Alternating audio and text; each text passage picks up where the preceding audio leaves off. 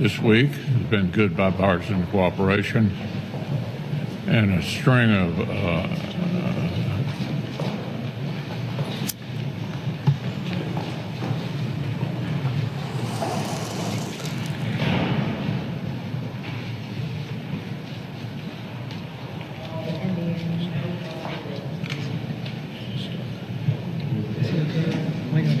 Are you good? Mitch?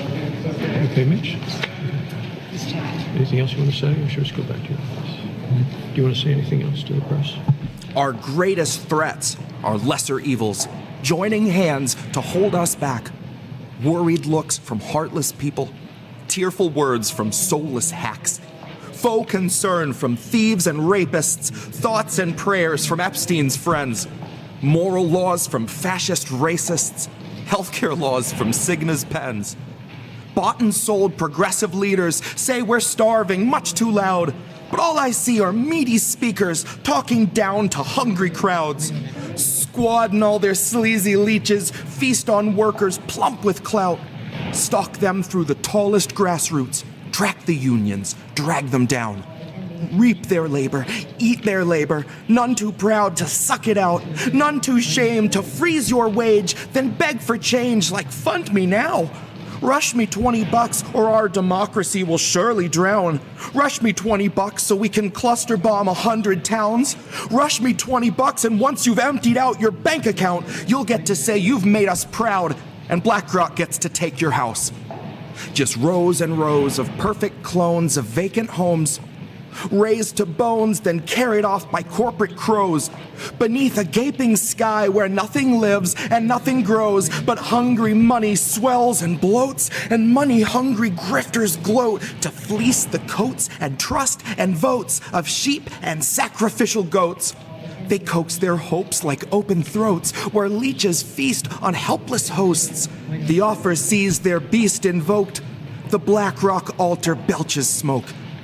It rises that the world may know they've christened 2 new CEOs, one for press and public show, and one that just the board will know, who wears a crown of migrants' hands, who smiles when the cities flood, who has been anointed head to toe in workers' rights and children's blood, who bought the bill that soaked organic vegetables in fracking mud, who made his billions banking on technologies for tracking us, who filmed us every day as we kept smiling where the camera was, and streaming from our cancer clusters, chatting up some Langley bugs who take the time to listen when you think that no one gives a shit. They're nice enough to help you sew your Discord into stripper clips, lead you to an act that they have planned out like a business trip, show you where the buzzwords go when manifesting manuscripts. It's manufactured terrorism, crafted by precision tip, sanded past all recognition, ground beneath clandestine grit, carefully conducted by the feds in the orchestral pit,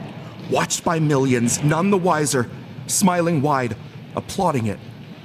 So who yells fire in the theater when they don't smell the hint of smoke? What audience enwrapped and eager rises up as one to go and flees as from some gnarled reaper, leaves the actors there alone? Who would hear one frantic teacher, warnings blared through tears and foam, say, rob yourselves of entertainment, leave your seats, but don't go home. The war outside is greater than these actors care to show. We've one night left before containment. Early dawn, they'll drop the dome. The streets tonight need all your anger. Playing now, the fall of Rome.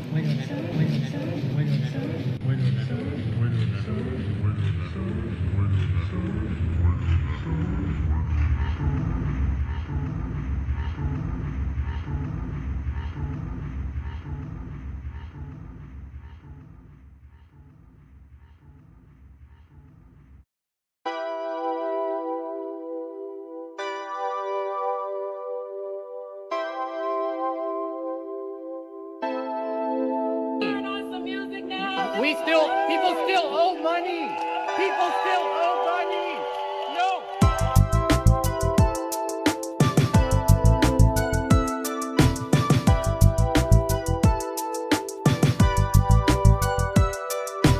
People still owe money. People still owe money. It looks to me as though you learned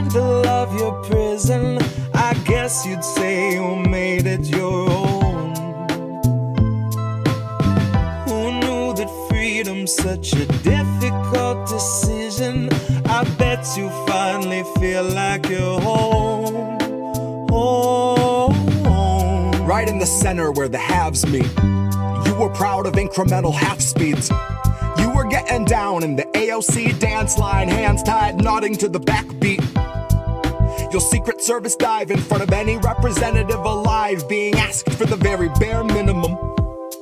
And you'll turn into that same kind of hard right villain you detested should we mention they could ever muster maximum. Cause liberal denial's such a lofty ataraxia, where morals take a back seat, not up in the cab, but in hidden panels made by federal human traffickers. If you trust the autopilot, then you're just a sleeping passenger, passively accepting that it isn't us the bastards serve, making peace with all the evil walking on this rancid earth, seeking unity with those who bound your hands at birth, glancing up at fascists on a bloody dais thinking they just need a push. Not a holy man, but I'm praying for a burning bush. Yeah, I know you'd love to look away, but love, you need to look. There are many massacres the country manufactured that will never make the books. Now here's your fucking hook. It looks to me as though you learned to love your prison. I guess you'd say you made it your own. Who knew that freedom's such a difficult decision? I bet you finally feel like you're home. Home on the range of excuses. Justify some fracking, water down pollution, paint a fresh coat of bipartisan charm over backroom collusion. Your consent is being manufactured by illusions, marketing executives in federal seclusion, working day and night to keep you just the side of lucid, and too beat down for calling out abuses. So fuck all these progressives who can speak on revolution once they empty all your powder out and spit on all your fuses.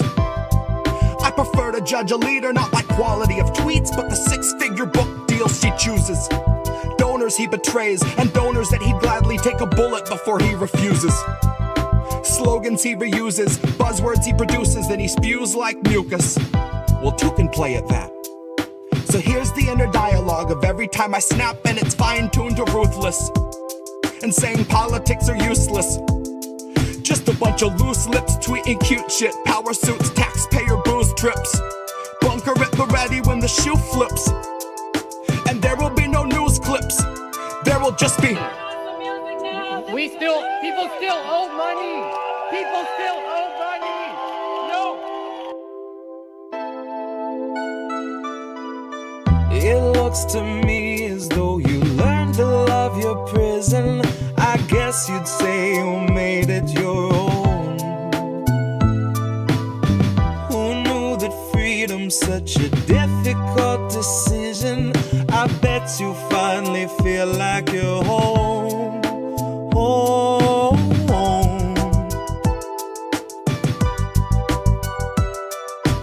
People still owe money.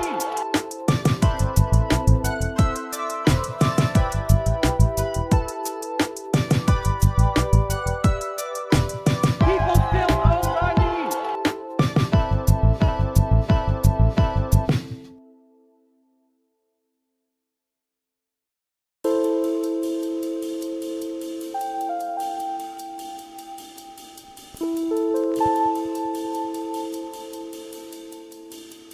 Hey, what about you, eyeballs? What did you see? It couldn't have been me, sir. I was front row in my AOC t-shirt, foie gras sucking on a press release, sir. My head down, fourth shot, good little sheep, sir. Sit down, sweetie. The adults are gonna speak first. They trust the science and they're terrified of research. Here to thank our healthcare heroes they've been feeding to the burnout, feet first. Until suddenly they dip mid-shift, take a header off a bridge. Such a shame, they were really such a sweet nurse. Now they'll never get the card and the cold slice of pizza meant to thank them for their teamwork. Now they'll never get the baggie full of checks mixed, which would be the one reward they'd see for the moms they had to intubate, and the countless cries of grief since we've been haunted by the specter of the C word. Now all the applause for our healthcare heroes rings a very hollow note because we played it out like Freebird. See, add the ones and zeros in our fragile checks and balances are checks for all the wealthy who have such unholy talents that we think it's patriotic that we all got zero balances. And re-elect Pelosi so she'll face our toughest challenges. Which is analogous to water for a drowning man. Nancy disregards our impoverished with a spiteful and dismissive little waving of her withered hand. Cause 500,000 freezing on the streets is Biden's winter plan. And I bet you swore they told you you were voting for a different man. But really all you wanted was a different man. It didn't make a fucking difference if he finishes the previous inhabitant's agenda and starts auctioning protected land. Biden's born to leap at any war a donor's check demands. Turns out that you can't cure greed once it infects a man. Once they lose respect for human life and focus all their fucking efforts on the oil baron rescue plan.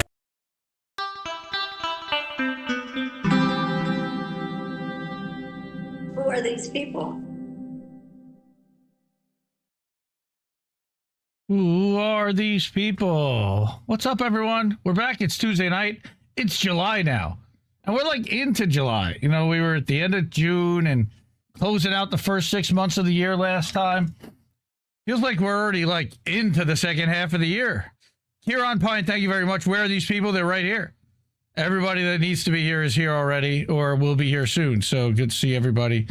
Thank you, Morgan C. Good to see you. How are you? Good to see everyone. Glad everyone is coming to hang out at the live stream. Okay, I have got a ton of stuff to get to tonight. I'm going to read through Whitney Webb's article. First, we're going to have some fun, and we're going to talk about the crap that happened on Twitter about Whitney Webb's article. And then I'll read about an hour of it. I'll get through as much as I can, and then we're going to get to a Fuck Israel segment, because we do that every week, because they keep murdering people and stealing land, so we have to until they stop doing that. And now they're even talking about Jordan. That's just wonderful. I don't like hearing that, but what are we going to do? We also are going to do a quick lightning round segment. I wasn't planning on it, and then more stuff popped up. I'm like, all right, I guess we got 3-4 stories. We can do that. Censorship in the UK and the EU. Insane. Wow. Accord Lord, good to see you. Topher, it is not 2030 yet. It feels like 2030 in some ways. The Agenda 2030 is certainly moving its way in. Some people seem to be distracted like it's 2010 or like it's 2021, being surprised by Democrats and by what caring what Democrats are doing. So we're not going to talk about that here. We're going to talk about Polymarket, and we've been talking about Polymarket and these prediction markets, quote unquote, even though they're not really prediction markets. Before we do, like Kieran did, support independent media because we need it more than ever. All right, the ways to do that if you're able to, and it means if not, share the show. It's all we need. I understand times are really tough right now. If you're able to and you want to, you got Cash App, $ Indie News Network, code-v.com/Indie News Network. That's what Kieran did. It pops up on screen. PayPal.me/Indie News Network. And that is, as friends and family do that there. And then monthly, if you want to do a monthly subscription, you can go at patreon.com/Indie News Network or over on Substack at indiemediatoday.com. We're live over there right now. Hi to everybody watching over on Substack, as well as over at INNnewsletter.com. That's another newsletter I publish too. And of course, the name of the show, Indie News Now Live. That's because there's a whole website called IndieNewsNow.com that I set up that's an RSS aggregator, ad-free, and we stream live there 24/7. And there is a merch store that you can get a cool merch at. So, all right, and by the way, thank you to Golden Monarch, brother. Finally joined the list this week. And that's our Wall of Fame. Everyone that supports our network gets up on the Wall of Fame. So if you want to see your name up there, you know the ways to do it. They're right there. Thank you, really. I really appreciate everything everybody does to help us. It matters because we're completely user funded. All right, we're gonna get into the fun part. All right, I'm gonna start with the thumbnail. And normally I don't make my thumbnails in advance, but lately I've been doing that. It's been better on my mental health because after the stream is over, when I do the editing, like I cut everything up, and then at the end of it, I'm like Ugh, and now I got to make 5 thumbnails, one for every clip.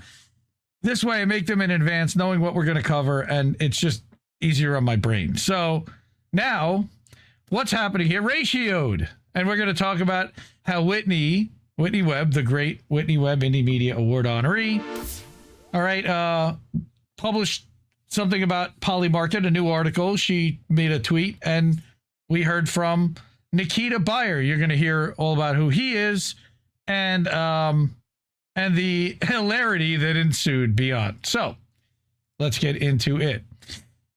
Whitney writes on July 1st, this was literally the day after we did our last show, the morning after. I'm like, oh shit. So this is already 6 days old. All right. We've recently been quiet because Mark Goodwin and I have been working to write the most comprehensive investigation into Polymarket's origins and ambitions to date.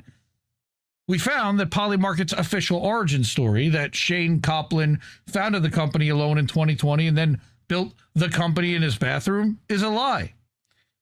Polymarket really started years earlier as another company called Token Bank that was deeply tied to Israeli interests, specifically a crypto company founded by Benjamin Netanyahu's niece and nephew. Seriously, Copland has actively tried to obfuscate this company from his story, and that's not the only thing either.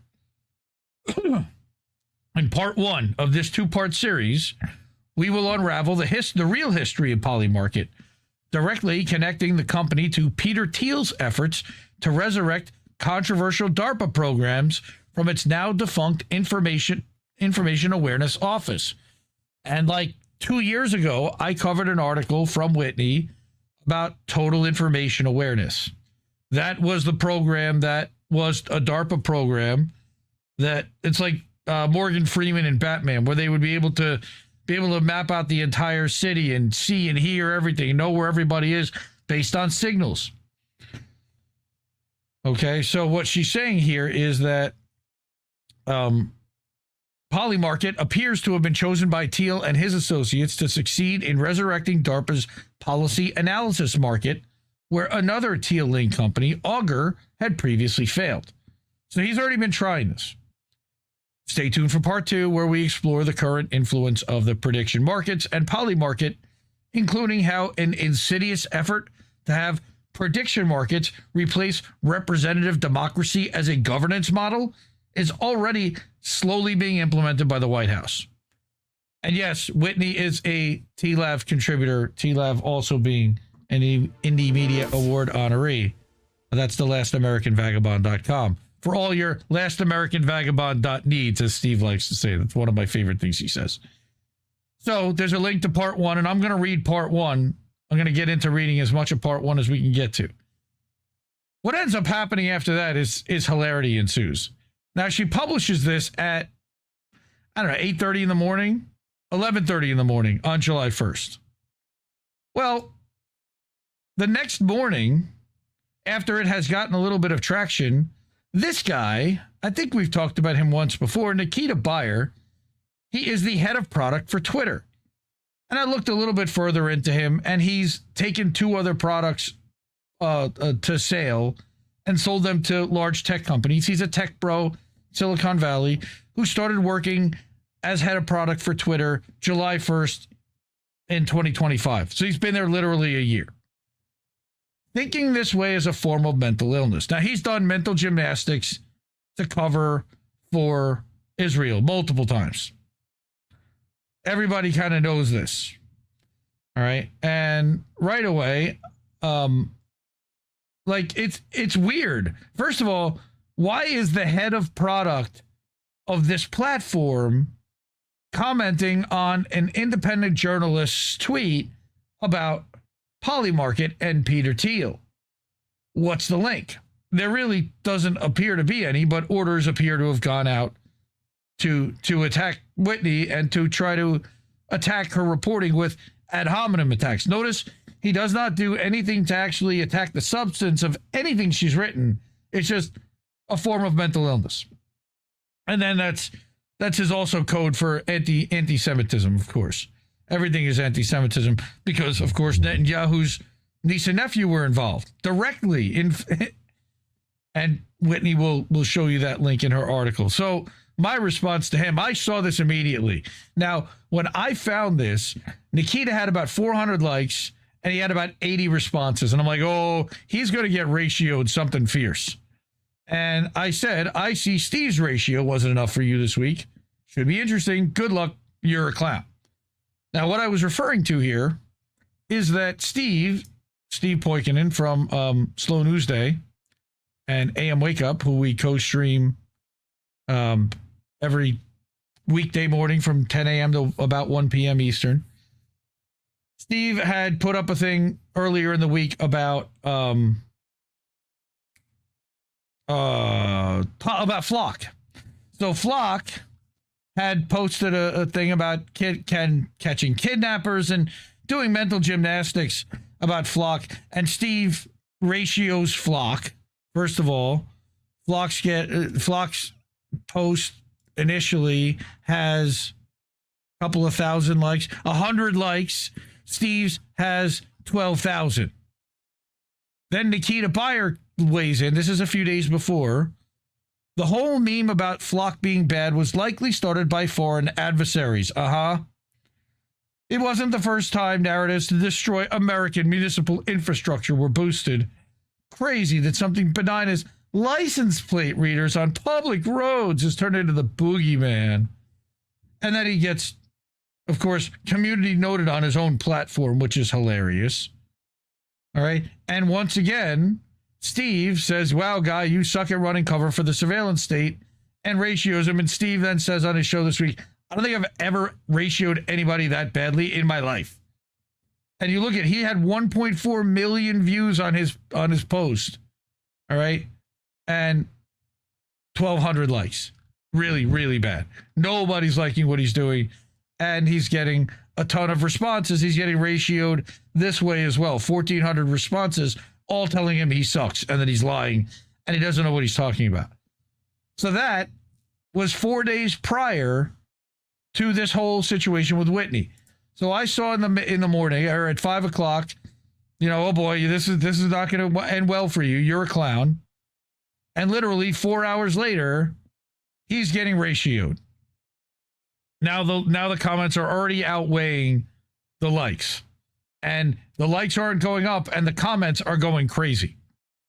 Now, I looked recently and I think there's 12 to 1,400 comments and still only 911 or 912 likes, something like that. I'll bring up the current tweet and we can see where it's at right now.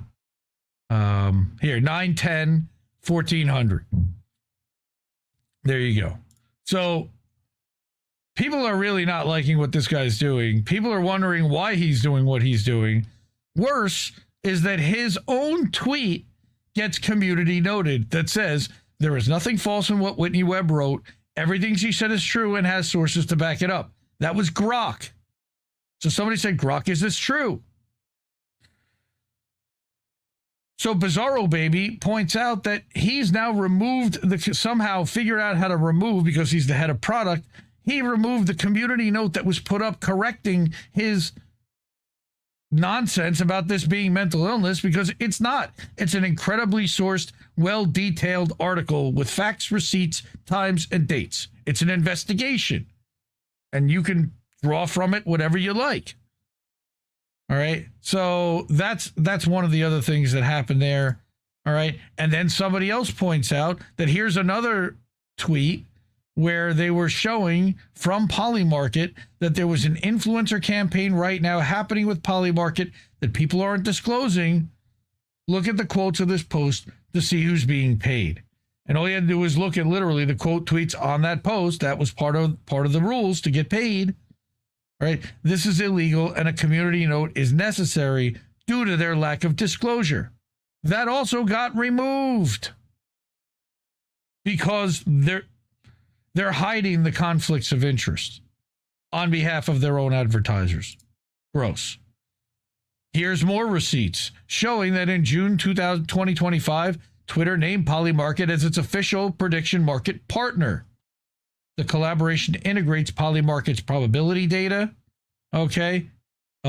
with Twitter's social feed and Grok AI insights to provide users with data-driven, real-time annotations on current events. Except that that's all that data can be manipulated. There's no regulation on it. We'll get to that in a minute. Advertising and affiliates. Polymarket has actively advertised on Twitter by establishing affiliations with third-party accounts such as news aggregators and influencers, individuals that have large followings that receive badges or paid partnership labels to share Polymarket odds. This strategy allows Polymarket to leverage these accounts for broad reach, though investigations have noted that some affiliated accounts have spread misinformation. Nah. No way, right? And then we get to my friend Sir Escanor, the Hopium Slayer.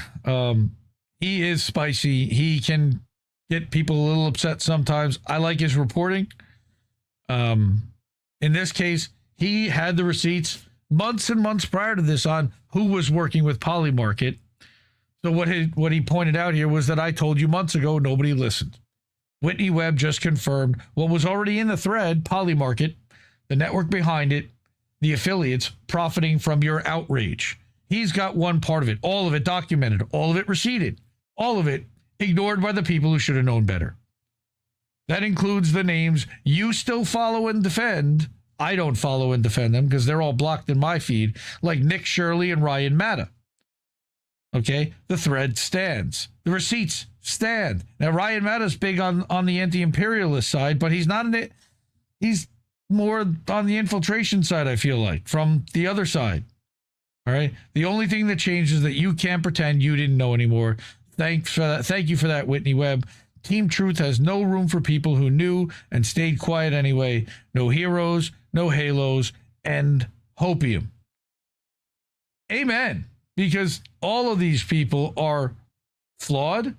They're mostly bought off. And so what we're going to go through here really quickly is this appendix. And he goes through this influencer mesh. But this is a long, long thread where he talks about inside the market that bets on you, not the world. There's a comforting little lie floating around the internet that prediction markets just predict the future. No, they don't predict the future. They literally engineer it. And they don't run on insider analysis. They run on you, your outrage, your impulses, your reactions, the dopamine jolts every time some influencer drops a breaking narrative grenade into your feed. By the way, if you ever see anybody that publishes stuff like this regularly, block them. It's a propaganda op. This is not a market, just a lab and drag. A behavioral casino you never agreed to enter, and the house always wins, as with every casino. All right, so here's the behavioral furnace. So this is a long thread, and I will again include this after the thing's over, after the show's over. You'll be able to see this in the Substack linked. But this dialogue, you know, the whole thing came out about dialogue recently. January 6th, he was talking about dialogue and that influencers conference that he was that Thiel and his associates were holding to try to bring mainstream influencers into their mix and push narrative. This is what I wanted to get to, was this Polymarket influence mesh. All right. Here we go. Inside the market that bets on you, not the world, like I said. So here's the appendix. Here's all the people who are partners, affiliates, confirmed, are self-disclosed partner promotions affiliates, referrals, or are part of the badge incentive network. So if you are sharing any of these, you are now sharing people that partner with Polymarket that are trying to rig polling, that are trying to rig the outcome of specific events in order to make profit for themselves. Sometimes they don't even care which way it gets rigged, but sometimes they do. Take into account like the Massey thing with Ed Gallerin, where in the last couple of days, it was the Polymarket shift that people saw, that all of a sudden, all the big money that was going that way, people realized, oh shit, now Massey's in trouble. It was an indicator, but it was one where there was a bunch of money that was being all of a sudden bet on Gallerin. Unusual Whales is one a lot of people share. I've seen that, shared a bunch. Around 1 million followers, official language partner. So all these people, Eric Pan, Moist, whatever Moist is, Chamath Palahiptia, I don't know what that versus 1.5 million followers, okay. Pleb Reporter. Okay, I don't even know who any of these accounts are, but they're big. You see 50,000 plus, 200,000 plus. History and Memes, paid posts on markets. I said there's Cat Turd, right? You see again, when you mouse over now he should be blocked. Nick Shirley, I'm surprised he didn't block me for my investigation. Benny Johnson, blocked. Timcast should be blocked. I don't know. Tim Pool is. Candace, I should be blocked. Again, notice I'm not following any of these accounts. None of them are in my follows. Matta should be blocked. No, he's also not blocked. That's weird. It should be showing more. Nate Silver. Also, so a lot of these people. Midas Touch, who was with the Diplo. I don't follow any of these people. Donald Trump Jr. That's not the junior account. And then, of course, the founder or CEO, Shane Copland, the kid, right? Ethereum since 14. So he's a crypto bro. And, of course, the Fed Slop Raws alerts. Awful. I don't follow any of these accounts. All these people are being paid to influence Twitter in a heavy way with large followings. Probably botted to a point. Morgan Ariel, I've heard of her. Okay. Christian cultural commentator. Lioness for Jesus. Okay.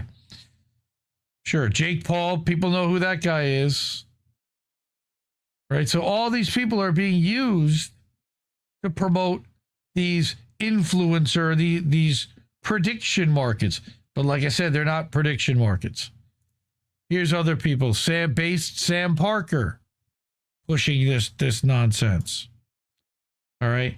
So shout out to Sir Escanor for exposing all this long before a lot of other people did.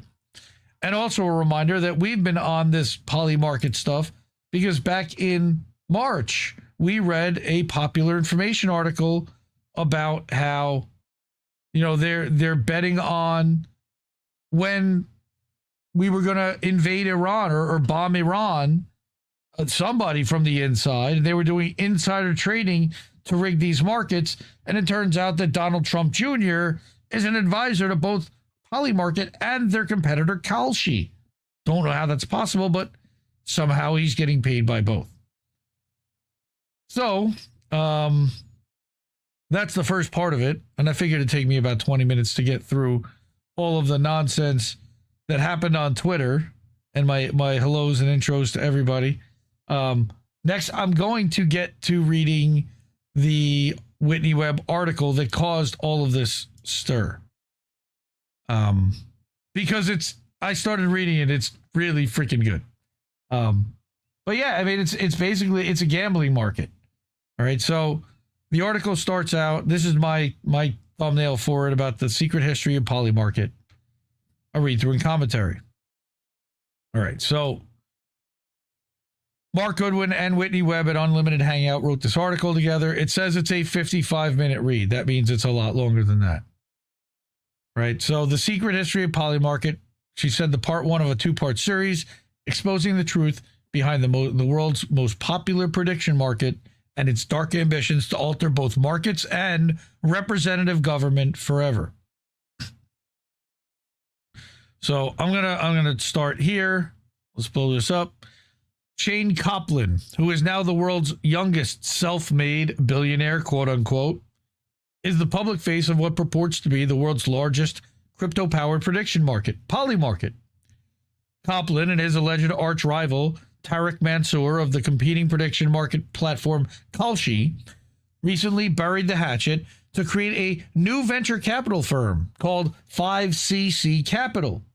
a reference to the section of the Commodity Exchange Act which is currently used to regulate prediction markets. The fund is aimed at bulking up the infrastructure for what has rapidly become an insurgent digital industry. That means lobbying's coming. Since the early days of Donald Trump's second term, prediction markets like Polymarket and Kalshi have largely been told to police themselves. This comes courtesy of the current head of the Consumer Financial Trade CFTC, Consumer Finance and Trade Commission, Michael Seelig, who was previously a lawyer representing major cryptocurrency industry clients. Seelig became the CFTC chair only after the Trump admin rescinded the nomination of Brian Quintenz, who then sat on Kalshi's board and worked for the crypto venture team at Mark Andreessen's firm, Andreessen Horowitz. So basically, no matter what, you were going to get a favorable ruling and a favorable lean towards these people. Andreessen Horowitz has notably backed Kaplan's new prediction market VC firm, 5CC Capital, and is also heavily invested in Kalshi. So you've got a Mark Andreessen stake in this now. During the past couple of years, Polymarket and Kalshi have become important components of reporting on global finance and politics. This is partially due to their extensive cultivation of wide-ranging media partnerships, like I just showed you. For instance, in the case of Polymarket, the company now boasts partnerships with the Wall Street Journal and its parent company Dow Jones, as well as Yahoo Finance, Substack, and the live streaming platform Party, which I've never heard of. While these partnerships have been framed as an effort to further legitimize prediction markets, concerns have been raised that these media partnerships could be used to intentionally manipulate these very markets via the implantation of false and misleading stories. And she links here to a Columbia Journal Review article about Polymarket spreading misinformation on Twitter. Concerns like these have dogged these new prediction markets just as their star has risen. Insider trading allegations, including from the platforms themselves, have shown how prediction markets can be abused by traders with insider access to market movers and policymakers. Now, with Congress trying to get involved, both Polymarket and Kalshi have announced new efforts to improve market integrity without the need for government intervention. No, guys, don't bother. We got this. However, the effects of their efforts remain to be seen, as several of the new measures are based on traders self-reporting their conflicts of interests, which we know how well that's going to work out. Okay? Concerns about widespread insider trading have only been exacerbated by both the White House's open dismissal of these concerns, as well as the Trump family's close ties to both Polymarket and Kalshi. How this is not a massive story and how the corporate media isn't covering this conflict of interest on a daily basis, I don't understand. For instance, Trump's son, Donald Trump Jr., we know is both a strategic advisor to Kalshi and also advises Polymarket. And again, there's a link to an NPR article about that. Trump Jr. is also a major investor in Polymarket via his venture capital firm, 1789 Capital. And I believe Descent and Bloom will know that reference. They're part of the Rockbridge Network. She did an amazing article about Rockbridge Network we read. The evidence of insider trading on these platforms, particularly in cases where it is directly related to Trump's most consequential decisions, is now widely acknowledged by mainstream media. While the ascendance and arguably the normalization of insider trading are being treated as unintended flukes of these markets, there's an argument to be made that they're operating exactly as intended. That's not the bug, that's the feature. Some of the evidence for that argument can be found in what appears to be Polymarket's true origins. This is where we get into it. Despite being nominally founded in 2020, Kaplan, in founding his company, was admittedly following the model of the big tech billionaires he'd admired as a teen, particularly those who created their flagship companies by rebranding and privatizing controversial military programs from the George W. Bush era for maximum profit and seemingly to advance even darker ambitions. And she's got receipts. Previous reports from Unlimited Hangout have explored how Mark Zuckerberg's Facebook gave new life to the Pentagon's LifeLog program the day it was shut down, and how Peter Thiel's Palantir was created as a privatized version of the Pentagon's surveillance dragnet program, Total Information Awareness. In this two-part series, we now examine how Shane Coplin appears to have rebranded and privatized yet another failed Pentagon program from that same era. And how Thiel is also involved here as well, I believe. Now, what she's referring to here is an article she wrote about J.D. Vance 2 years ago, where she broke down Peter Thiel and how he became at the center and forefront of pushing J.D. Vance toward the vice presidential nomination and selection with Trump. I read that article on my show 2 years ago, and I made a graphic that actually laid out Thiel's relation and all the players and organizations that were involved. And now you're adding in Kalshi and these prediction algorithm markets, or whatever they call them, the PAMs.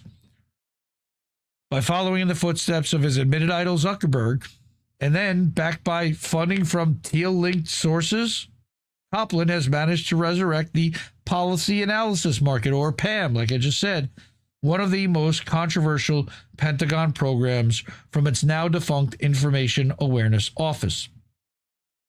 Tellingly, his efforts to launch Polymarket included direct communication with one of the main architects of the PAM program, and he was also greatly influenced by another apparent Thiel-linked effort to resurrect PAM that failed, which she also mentioned in her tweet.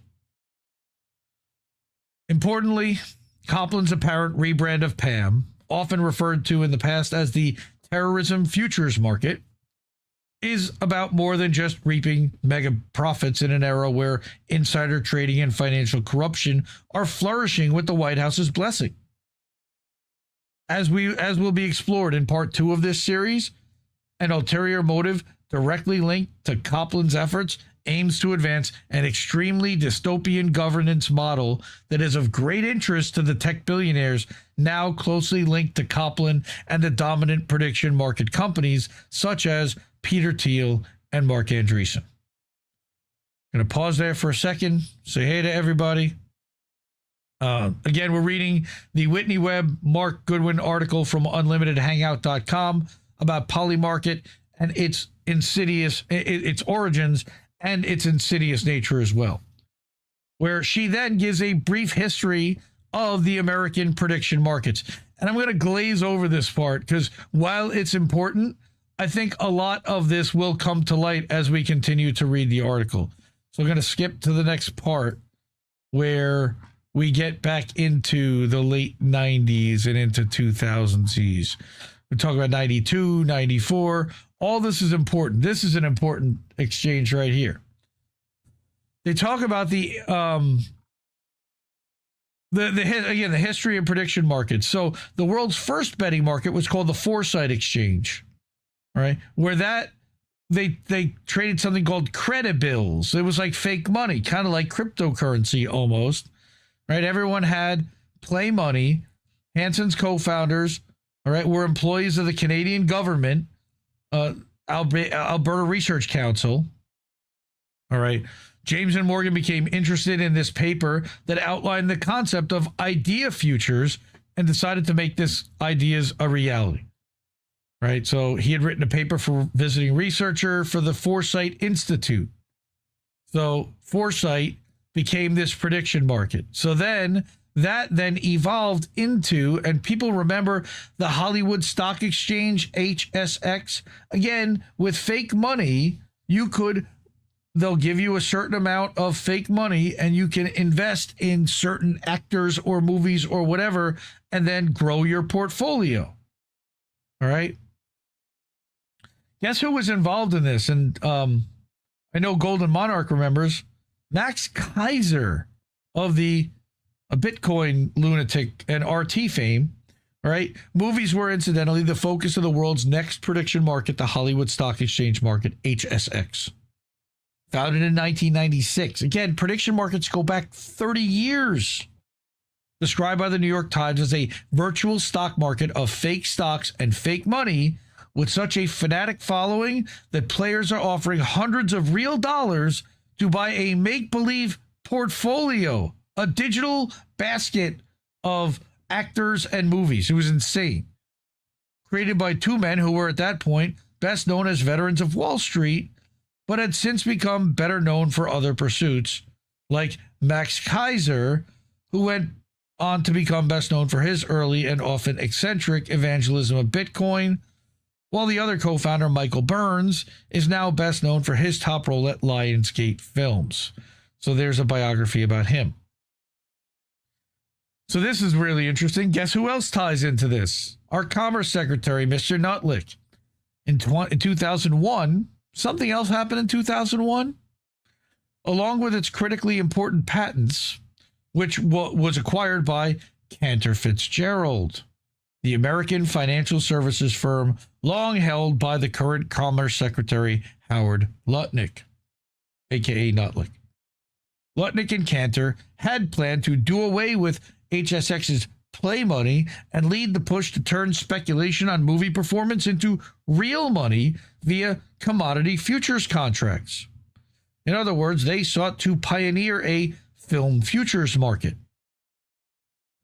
Paul G. Anderson explained the concept of Cantor's proposed film futures market as follows, quote, unlike the various physical commodities that trade on futures exchanges, such as corn, oil, and wheat, the relevant commodity in a film futures contract is an intangible financial instrument, a DBOR, whose financial value is tied directly to the domestic box office revenue, that's DBOR, domestic box office revenue, from ticket sales of the underlying motion picture.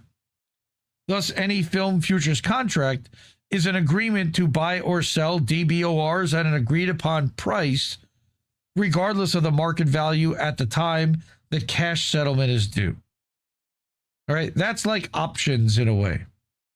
In this respect, film futures are akin to futures contracts for stock indexes or U.S. Treasury bonds and other non-traditional commodities that are commonplace on most futures exchanges. That's interesting. Again, it's a little bit technical financial speak, but they were trying to take fake money and now introduce real money and figure out how do we regulate this so they let us open it up to people bidding real money on this stuff. And he just saw dollar signs in his eyes.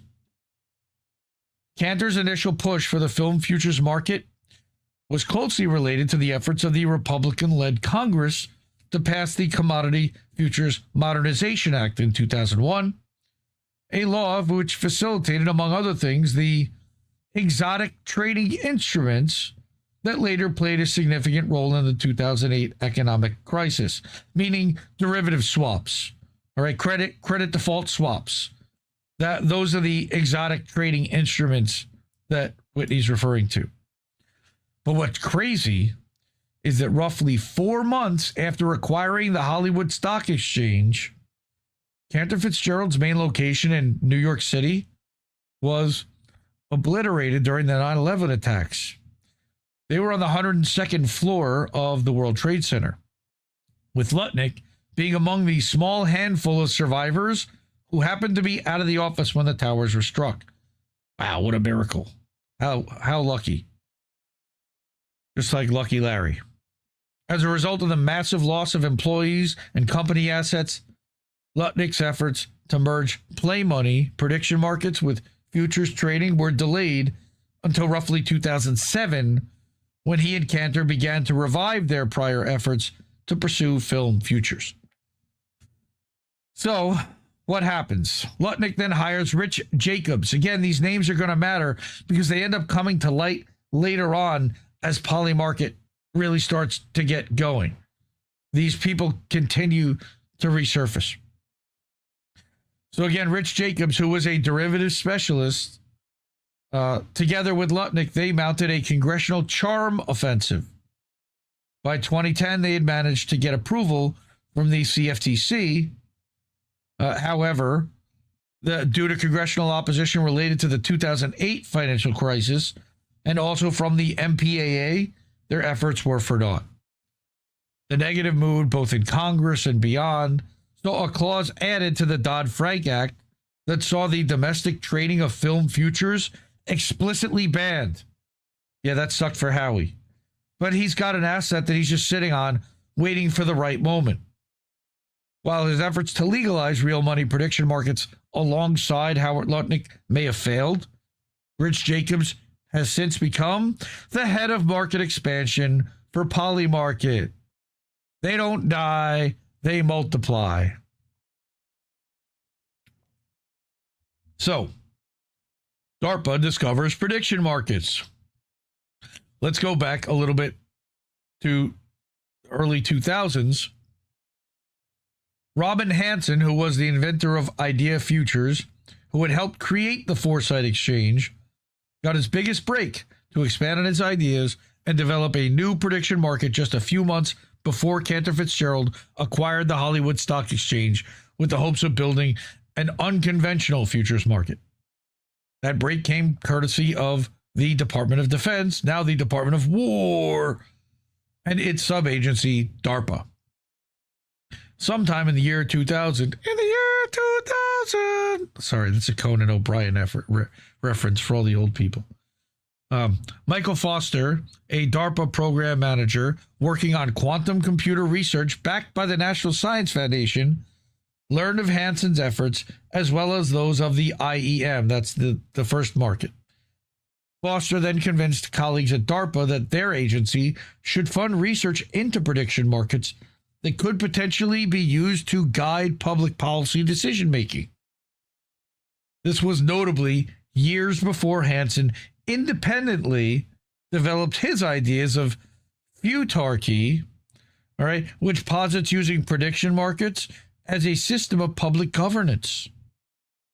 These ideas, again, and their relevance today are discussed in part 2 of this investigation, where they're literally going to try to get people to legislation passed based upon what was popular on Polymarket. That's what I see coming.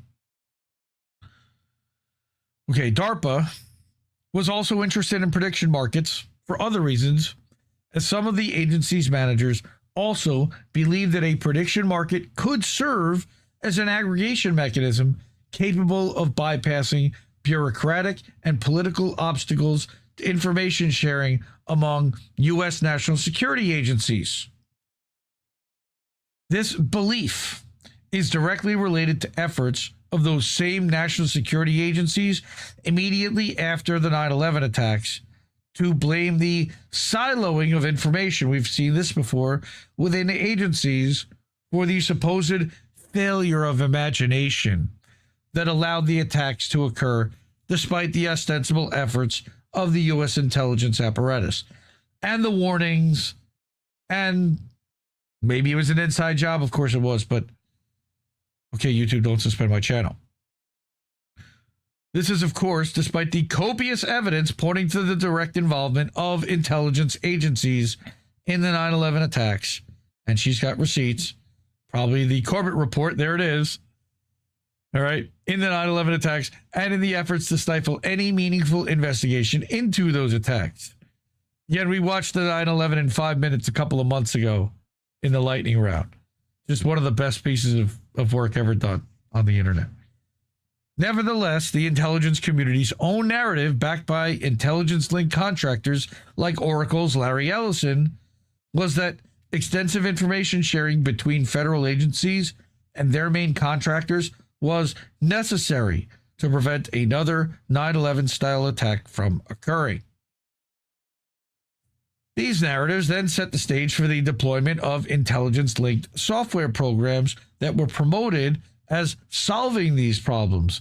First, of Christine Maxwell's Chiliad. Yes, Christine being Ghislaine's sister, and followed by Peter Thiel's Palantir.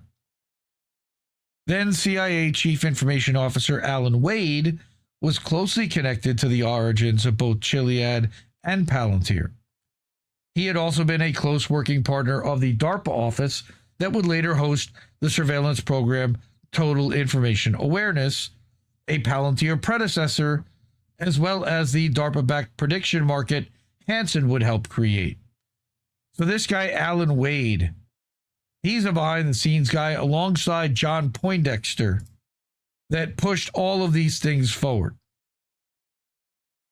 In May of 2001, DARPA issued a request for proposals, one of which was called Electronic Market-Based Decision Support. According to an archived version of the proposal, again, she's just looking at the receipts here. So tell me how this is. What was it that this clown said? What it was? This was mental illness, right? What's mental illness here? Looking at the May 2001 DARPA issuing RFP? According to an archived version, the request sought applicants that could design one or more markets to predict events in a limited domain of interest to the DoD, and then subsequently manage that market. Contracts related to this project were awarded to two companies, one of which was Neoteric Technologies and NetExchange. Neoteric was a military contractor specializing in information technology and AI, which subcontracted a company called Martech to handle this specific proposal. Martech was a private company composed largely of the architects of that IEM, the first exchange. NetExchange was a company that focused on combinatorial markets, i.e., markets in which bundles of items are bought and sold, and in applying for DARPA funding, sought to create a combinatorial prediction market. These are the people that created the credit default swaps and the derivatives so that they could cut up bad loans and repackage them, sell them as good, and they're the ones that crashed the market, by the way, or the bankers did, using their prediction markets.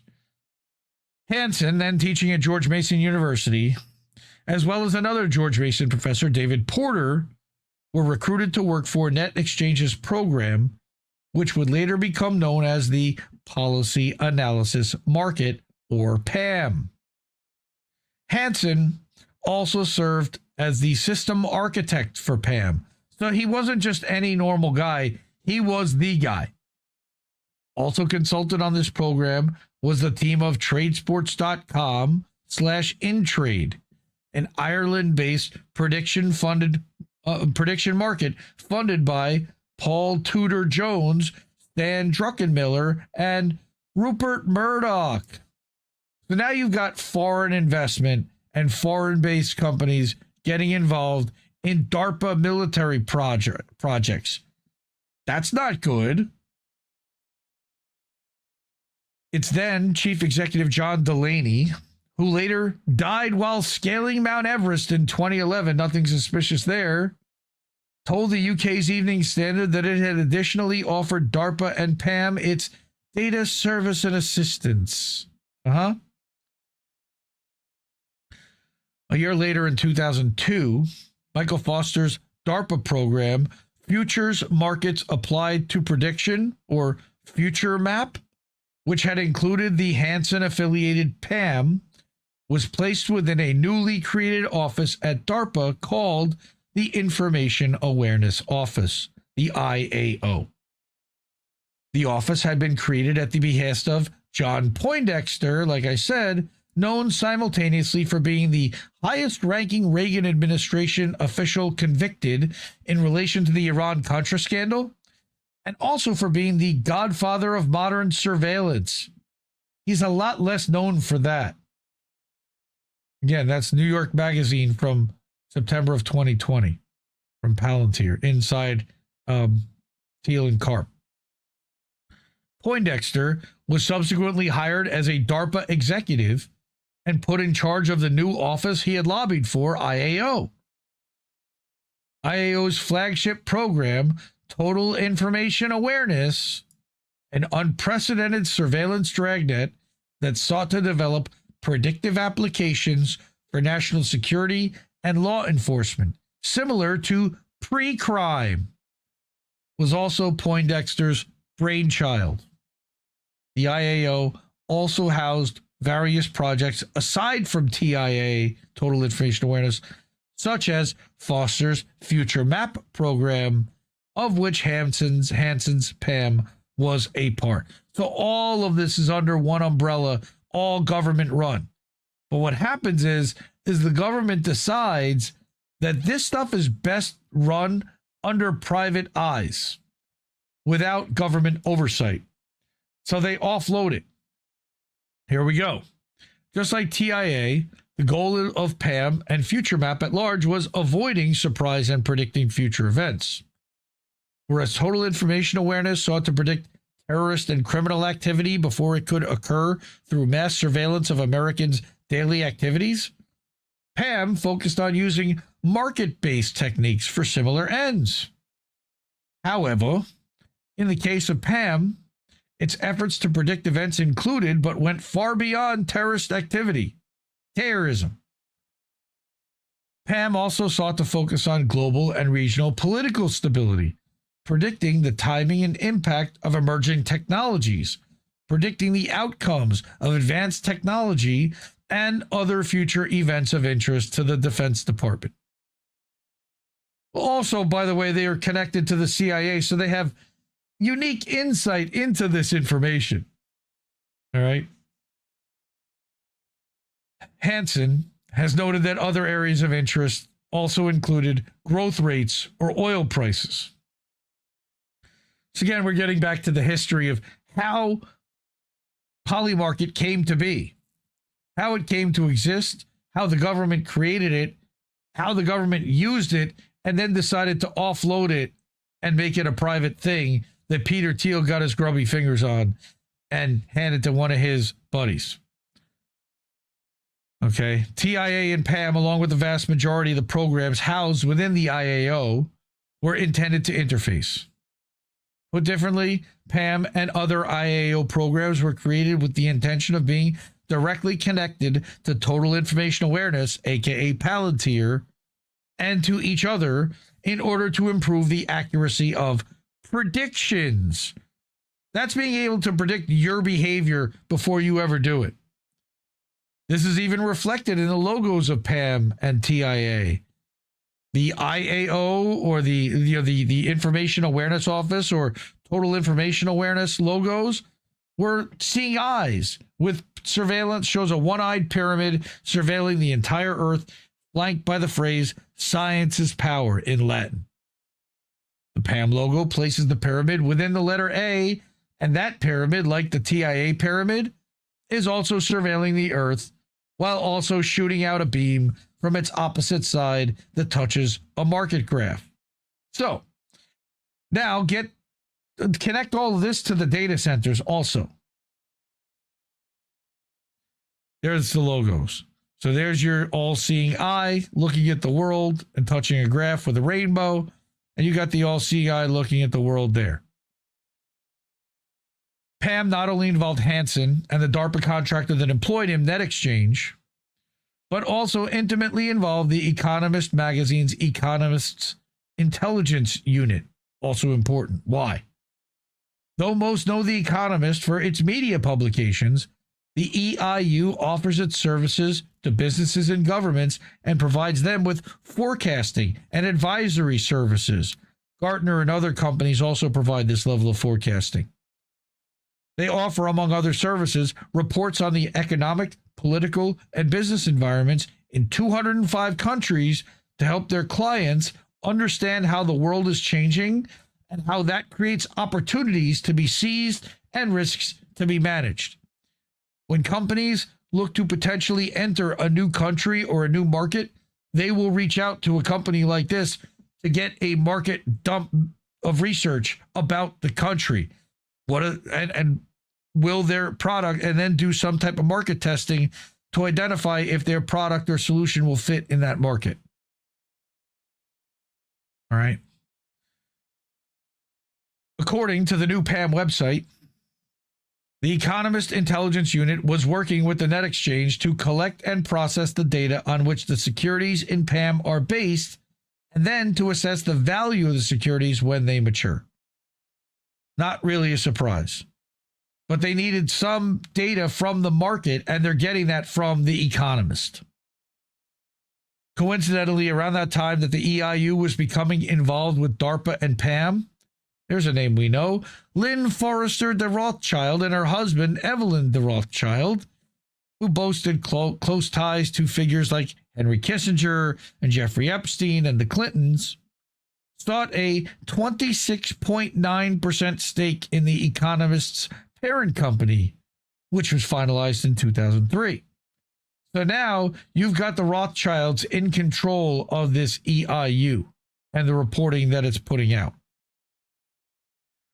Reportedly, due to the high cost of the EIU services per country, the designers of PAM decided to focus on 8 Middle Eastern nations for their prediction market experiment: Turkey, Syria, Israel, Saudi Arabia, Iran, Jordan, and Egypt. You know, it seems like they're all in a specific part of the world, and again, they're specifically looking at the Middle East. The intention was to have select participants engage in trading activities every 3 months for a 2-year test period to determine the prices for 5 different parameters for each nation.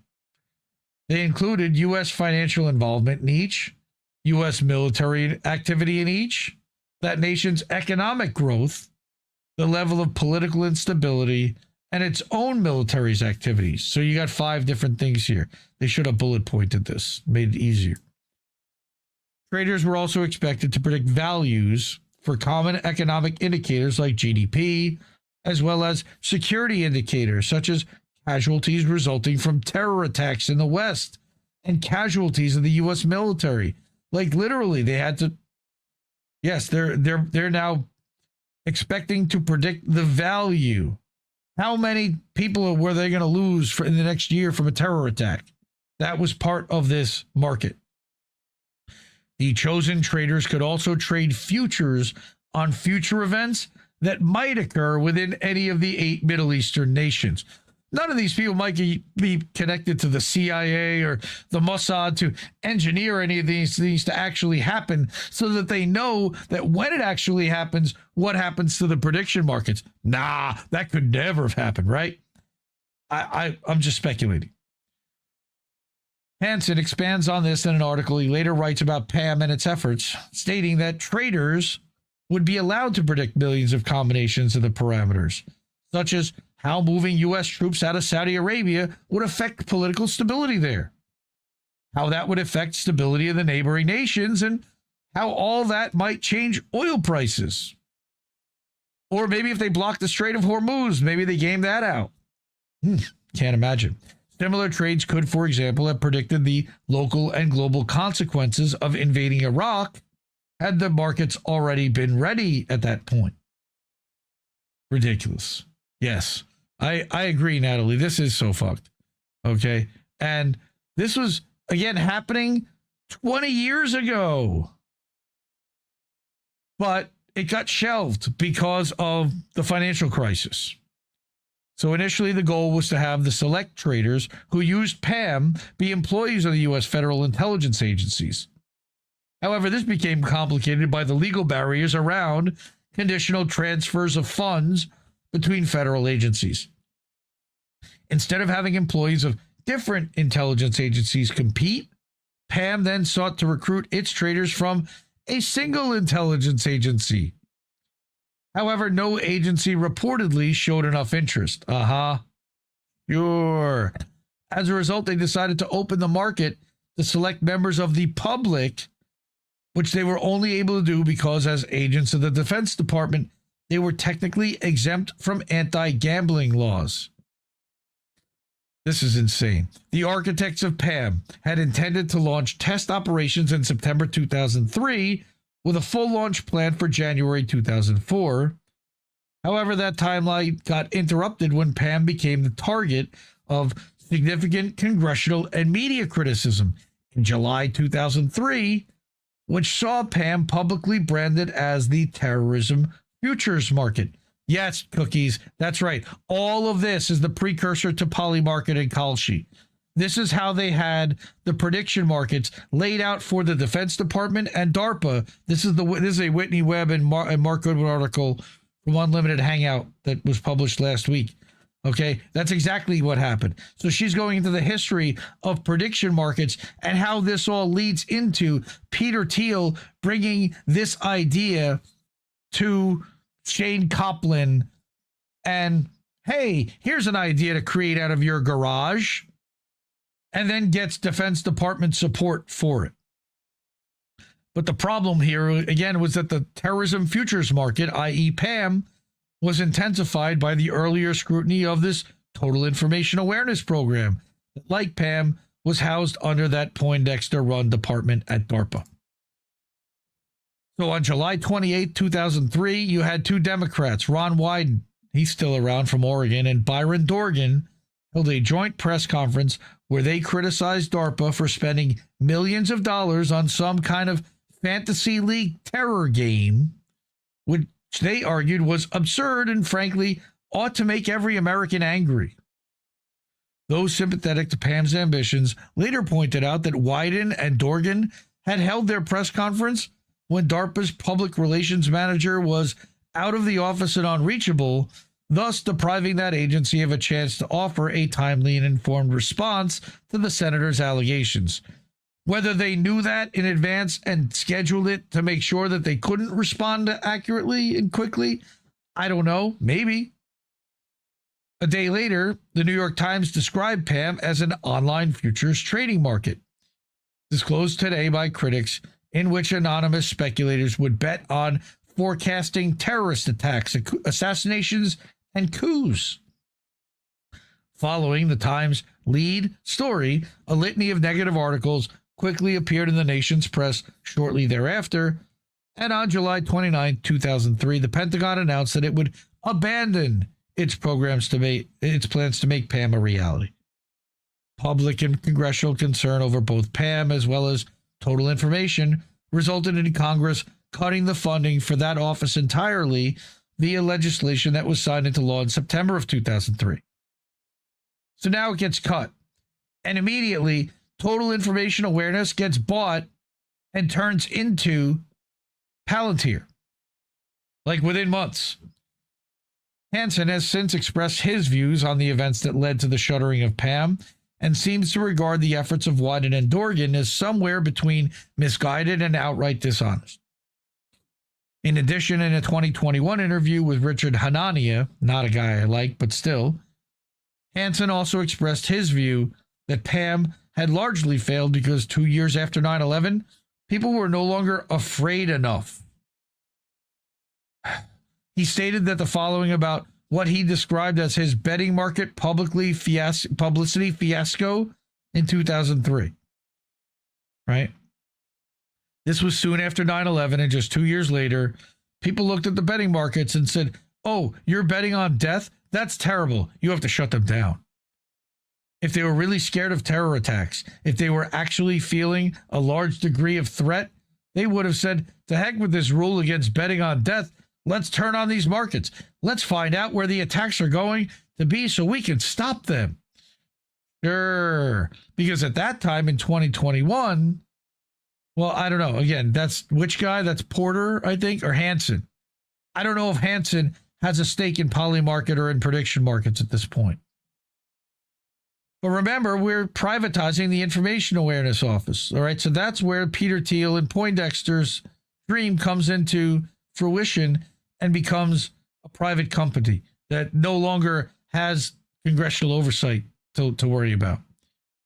While it seemed that the IAO and its controversial projects had been offed by a responsive Congress, it would emerge just a few years later the TIA was never actually shut down despite being defunded by Congress.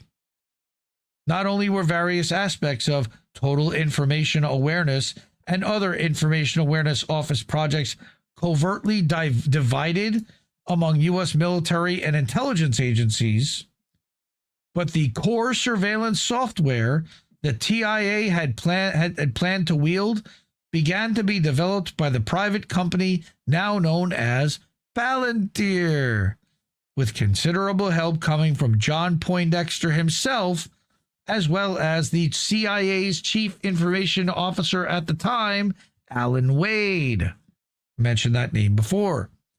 Wade had notably been one of Poindexter's main allies and collaborators on total information awareness prior to its defunding by Congress. So they got the band back together. This again is another article about Palantir and Tiberius by Unlimited Hangout you should definitely read. In 2020, Unlimited Hangout detailed the numerous parallels between TIA and Palantir and noted the following: that at the time it was formally launched in February of 2003, the TIA program was immediately controversial, leading it to change its name in May 2003 to Terrorism Information Awareness in an apparent attempt to sound less like an all-encompassing domestic surveillance system and more like a tool specifically aimed at quote-unquote terrorists. Remember who they're calling the terrorists now. The TIA program was shuttered by the end of 2003.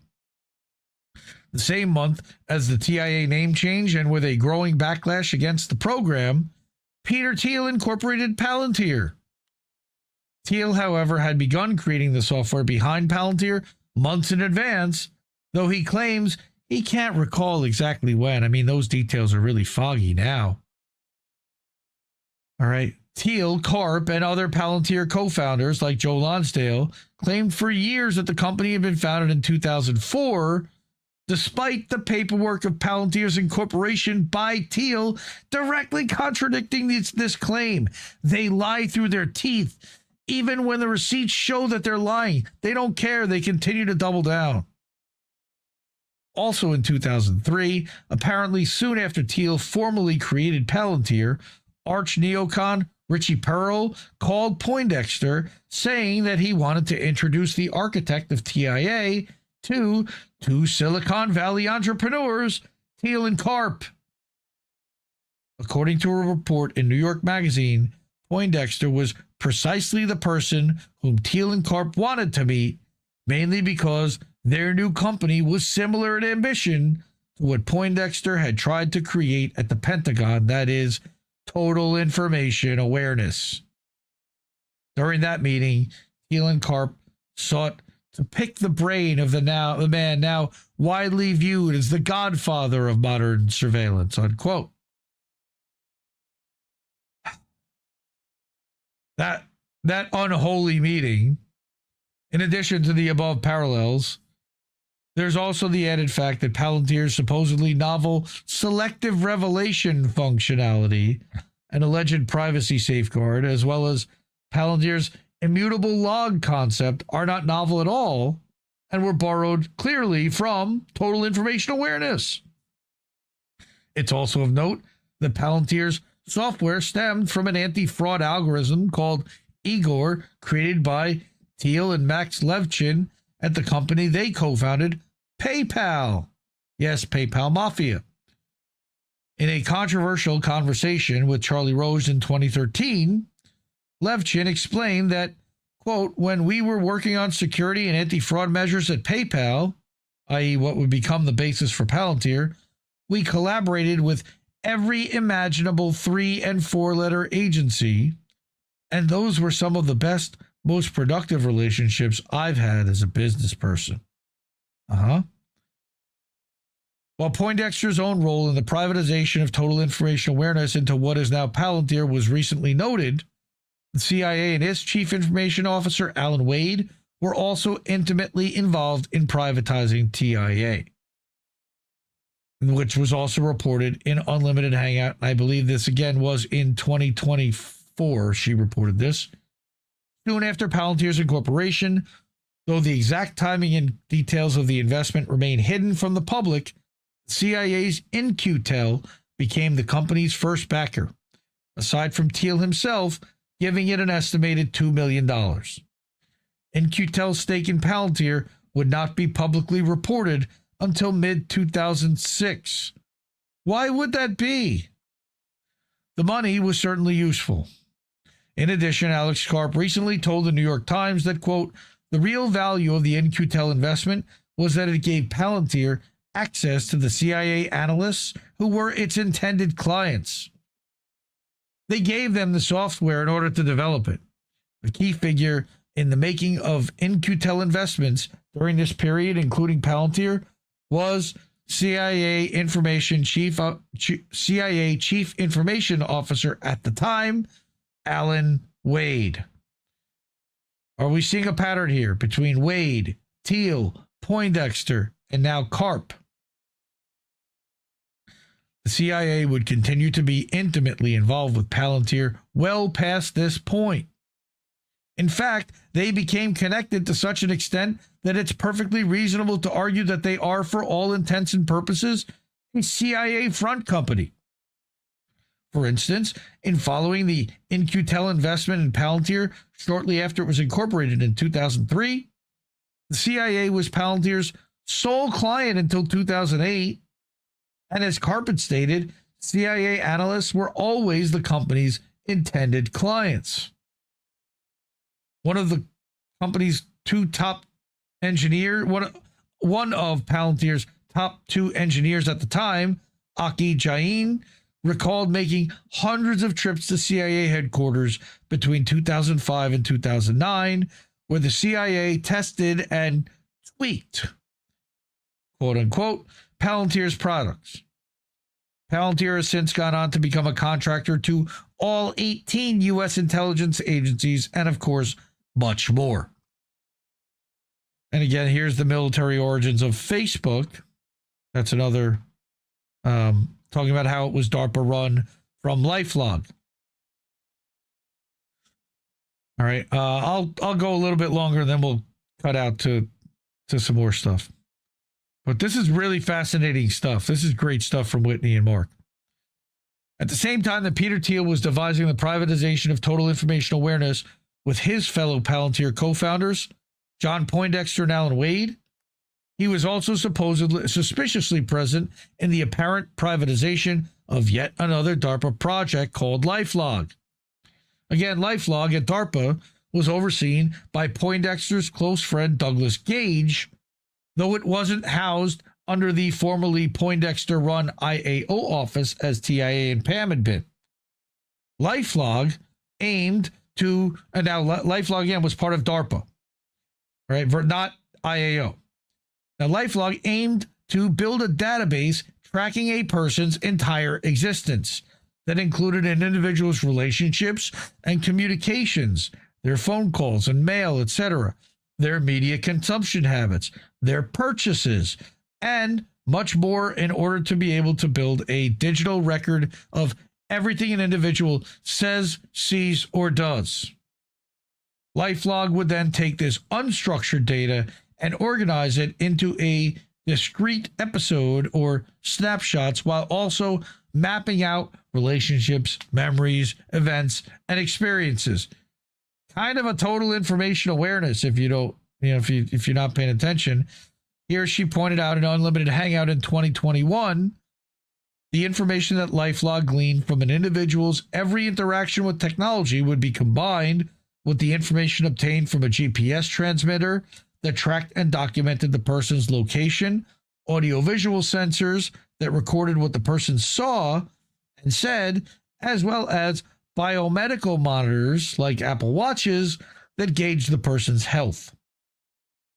Critics in mainstream media outlets and elsewhere were quick to point out that the program would inevitably be used to build profiles on dissidents as well as suspected terrorists. Combined with TIA's surveillance of individuals at multiple levels, LifeLog went further by adding physical information like how we feel and media data like what we read to this transactional data. One critic, Li Tian of the Electronic Frontier Foundation, warned at the time that the programs DARPA was pursuing, including LifeLog, have obvious, easy paths to Homeland Security deployments. At the time, DARPA publicly insisted that LifeLog and TIA weren't connected. No! Despite their obvious parallels, and that LifeLog would not be used for domestic surveillance. No, it would be used for global surveillance or clandestine surveillance. No, they'd be doing it right out in the open. However, DARPA's own documentation on LifeLog noted that the project will be able to infer the user's routines, habits, and relationships with other people, organizations, places, and objects, and to exploit these patterns to ease its task. What is that task?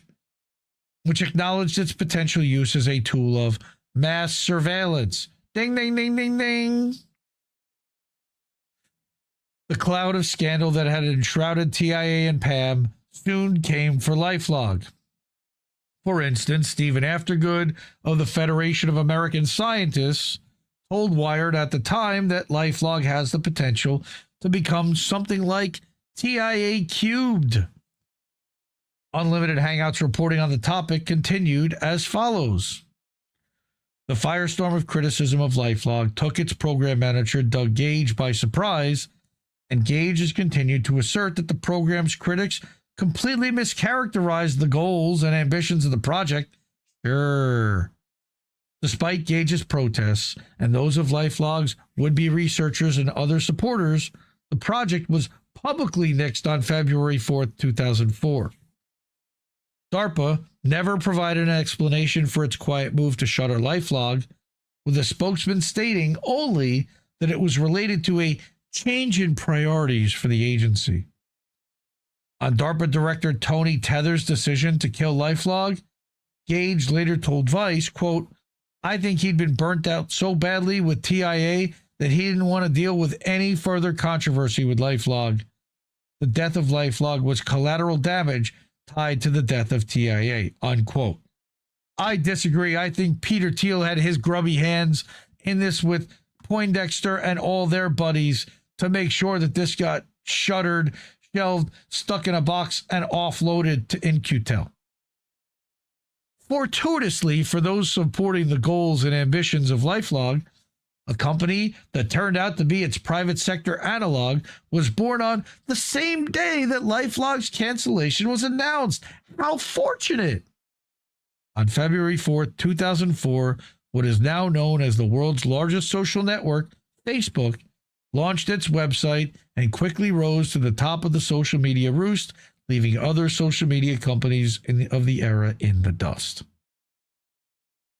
Perhaps unsurprisingly, the main reason why Facebook was able to so quickly rise to the top of the social media roost was thanks to the early involvement of Peter Thiel and his close associates in the company. As noted recently, Thiel had been working to privatize TIA as Palantir with his co-founders, as well as John Poindexter, Doug Gage's close personal friend, all right, the very same year he became involved with Facebook. And I remember you see in the movie The Social Network, Zuckerberg and Sean Parker going to see Peter Thiel to get an angel investment of like $50,000. Unlimited Hangout's previous reporting on Facebook's origins revealed that Thiel, as well as Facebook's first president, Thiel associate Sean Parker, were critical of Facebook's commercial success. Facebook's success, in turn, has also proven critical to the success of Palantir. Why? Because a few months into Facebook's launch in June 2004, Facebook co-founders Mark Zuckerberg and Dustin Moskovitz brought Sean Parker into Facebook's executive team. Again, you saw this in the movie The Social Network, but done a little bit differently, how they had gotten Eduardo Saverin out. Parker, previously known for co-founding Napster, later connected Facebook with its first outside investor, Peter Thiel.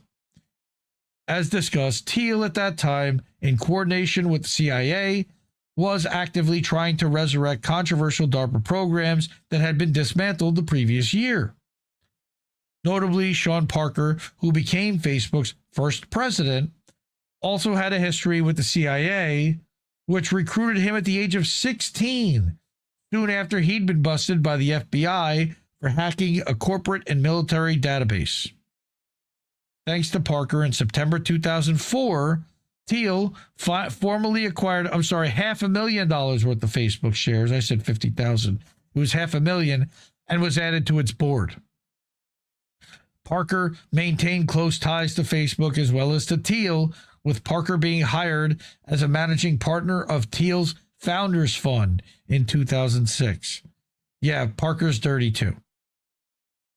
Thiel and Facebook co-founder Dustin Moskovitz became involved outside of the social network long after Facebook's rise to prominence, with Thiel's Founders Fund becoming a significant investor in Moskovitz's company, Asana, in 2012. Asana is now a huge company too. Thiel's long-standing symbiotic relationship with Facebook co-founders extends to his company, Palantir, as the data that Facebook users make public invariably winds up in Palantir's databases and helps drive the surveillance engine Palantir runs for a handful of U.S. police departments, the military, and the intelligence community.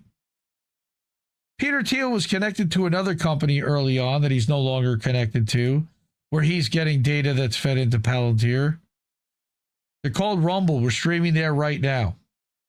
Don't dismiss and don't doubt that the exact same relationship that was going on with Facebook and Palantir isn't being fed from Rumble right now. Hi, Palantir. Fuck you.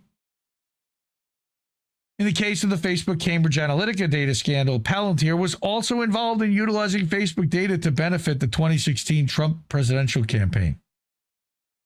Yeah, they don't talk about that much. Facebook has also proven extremely beneficial to another Thiel and national security state-linked company, the facial recognition firm Clearview AI, whose facial recognition database was largely compiled by scraping images off the social media platform. Wow. Given Thiel's intimate involvement in resurrecting controversial DARPA surveillance programs from the early 2000s, i.e., Total Information Awareness and LifeLog, it's important to note that Thiel and his network were also intimately involved in the creation and success of two later efforts to resurrect the policy analysis market, the prediction market platform Augur, and more recently, the prediction market company Polymarket. Okay. I think I'm going to stop it here when we enter Shane Copeland, and we now start on the Polymarket thing.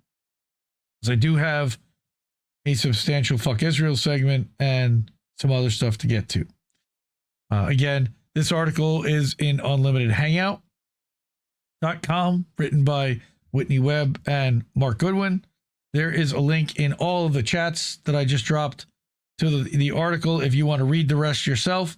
I'll also be including a link to this in the Substack with all the links to everything that I'm showing tonight on the show.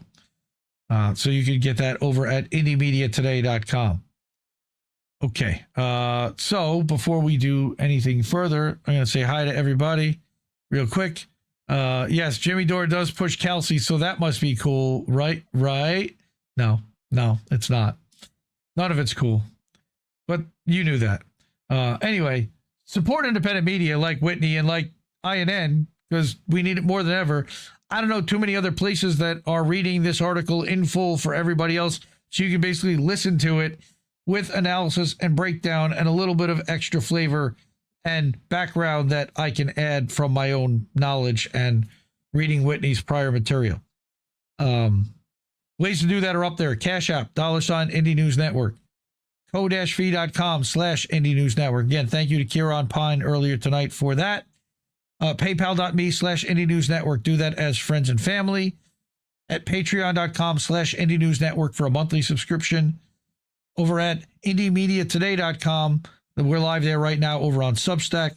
The network's newsletter is at INNnewsletter.com. Subscribe there, support monthly or annually. And then at IndieNewsNow.com, it's the name of the show, because it's also the name of the website where all of the links to everything you see tonight can basically be found. It's 24/7 news aggregator that pulls from more than 100 different sources and updates around the clock, ad-free. There is also links to INN merch and the Shanda Masta Fuck Cancer collection, so you can pick up a t-shirt there to support the network. And there is a link to the Stripe, to a Stripe logo. do a stripe so you can donate one time if you want to. Oh my goodness. We have royalty in the house, fam. Mona, Carmona. How are you, sister? I love you. How you been? Good to see you. So good to see you. It's been ages, and I'm glad to see you here and still checking us out. Okay. I again have a semi-long fuck Israel segment. So Mona, you're here at the perfect time because Mona's one of the people that was there when I first got my knowledge and awareness about what Israel was doing to the Palestinian people. I really wasn't aware. I was raised kind of sheltered about that, and it really wasn't discussed in the community that I was in. And if so, it was a Zionist smear. I was raised by Zionists. So when I was watching Richie Medhurst in 2020 and 2021 and hanging out in Richie's Discord and in the chats, Mona was one of the people that I ended up connecting with and was incredibly close with and introduced me to so many people in the independent media space. I'm eternally grateful to her, and I adore her, and I would do anything for her if she ever asked me. She also, by the way, designed Richie Medhurst's logo that he is still using. So proud of her, and some of the merch, the one with the lion. It makes me smile every time I see it, and I consider her to be a sister. Not only that, but I was there with her when she got a kidney transplant, and we used to be on the phone while she was going to dialysis, and she had a successful kidney transplant, no more dialysis, and it prepared me to understand what JB was going through when he also went through dialysis and then got his kidney transplant and was able to give him this positive success story from somebody in our world and in our space who had gone through such an ordeal. And she's an inspiration as a single mom. Her kid is over in England. Yes, I'm still paying attention. I love you and appreciate you for still being around. Okay. So what's going on with fuck Israel? A few things.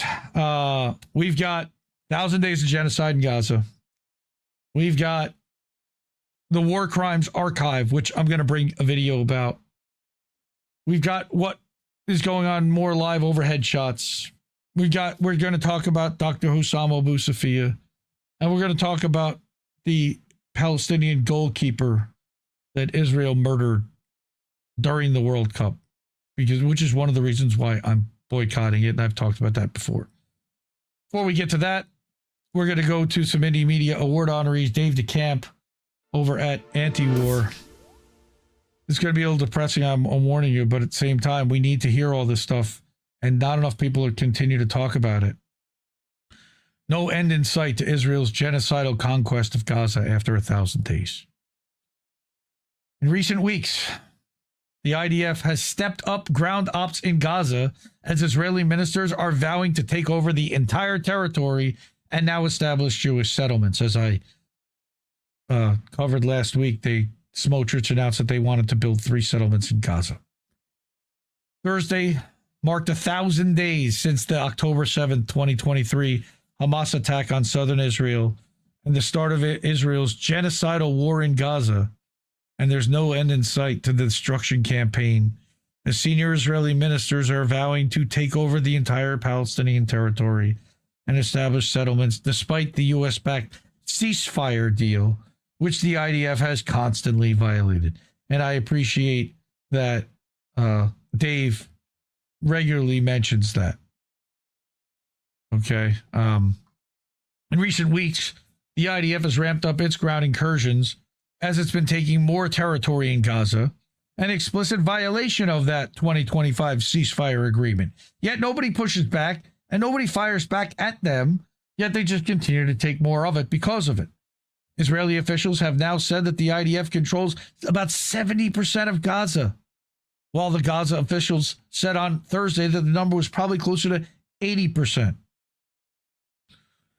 Gaza's health ministry said on Thursday that since October 7, 2023, Israeli forces have killed at least 73,074 Palestinians in Gaza, including 1,059 who've been killed since the so-called ceasefire deal was signed last October. The ministry said that 21,730 children have been murdered, including 1,078 who never even made it to their first birthday. Fuck Israel. And that is a photo from Reuters of just how bad the damage is. Okay, that's in Gaza City from June 15th. Almost a month ago already.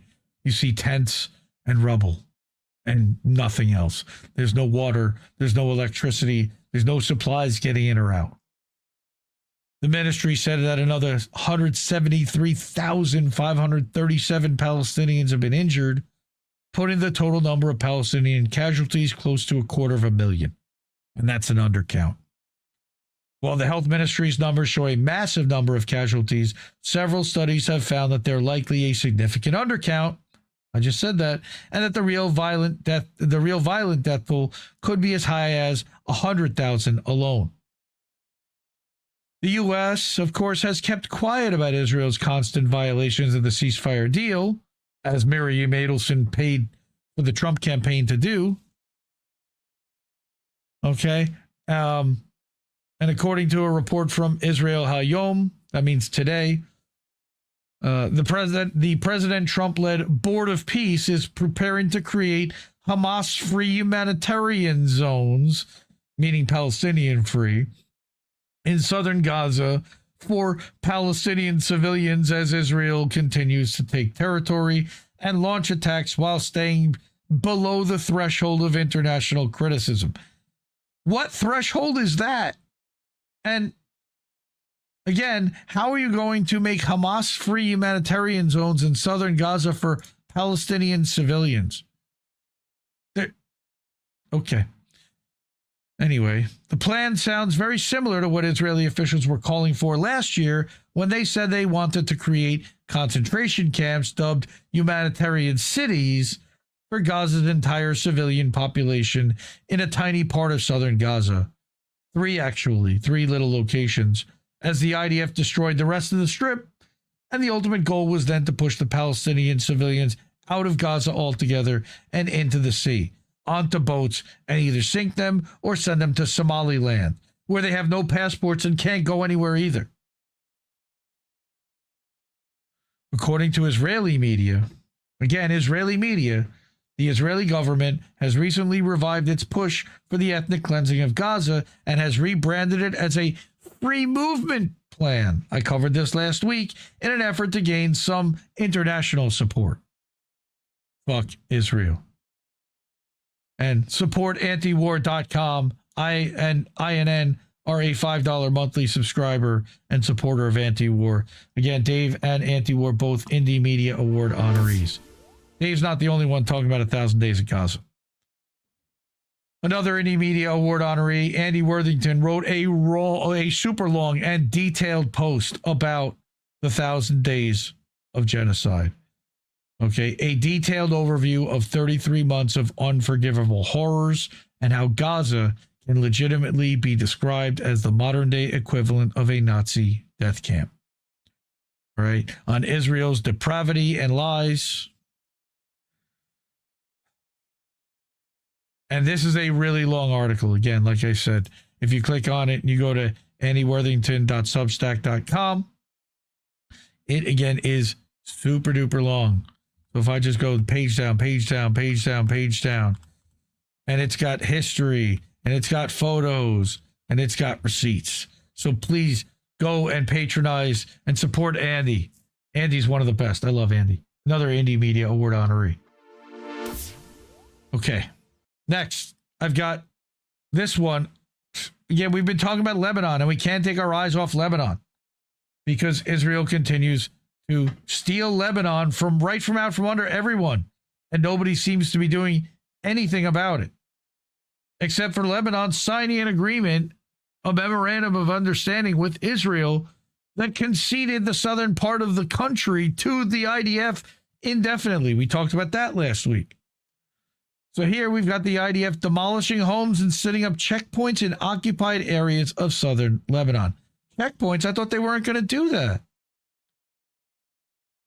Okay, the Israeli army set up checkpoints between the so-called yellow zone and the border area in southern Lebanon as it continues its military presence inside Lebanese territory.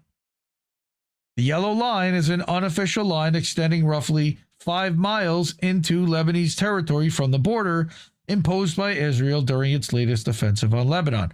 By the way, the yellow line is what they keep moving toward the sea to push the Palestinians in Gaza further toward the water and take away the space. They just keep moving that line closer and closer, cutting off the area.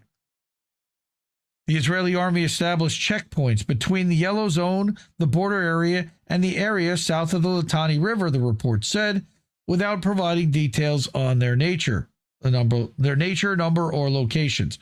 Because nobody's making them. That's why nobody's forcing them. Now remember that Israel dropped all the bridges that crossed the Litani River. So the only way you're getting across the Litani is if Israel knows it and is allowing it, and they built a bridge about it. Israeli forces also raised roads, including the road linking the Hamul area to Nakura and Aida al-Shab, and cut down trees on both sides, just because they could. They also blew up several homes in the Beit Yahun Hadatha area and in the town of Tiri in the Beit Jbil district, according to NNA. Nobody stopping them, nobody holding them to account. And other than here on this show and maybe a handful of others, you're not hearing about that anywhere in the United States. The moves came hours after Benjamin Netanyahu and Israel Katz toured areas occupied by Israel in southern Lebanon, Israeli Army radio reported.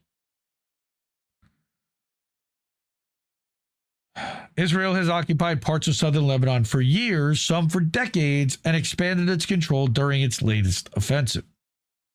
Yeah, the Golan Heights, the Trump Heights, that's all part of Syria also. All right. On June 26th, Beirut and Tel Aviv signed a U.S. brokered framework agreement providing for a phased Israeli withdrawal from Lebanese territory, beginning with 2 pilot areas that were not publicly identified because they don't exist.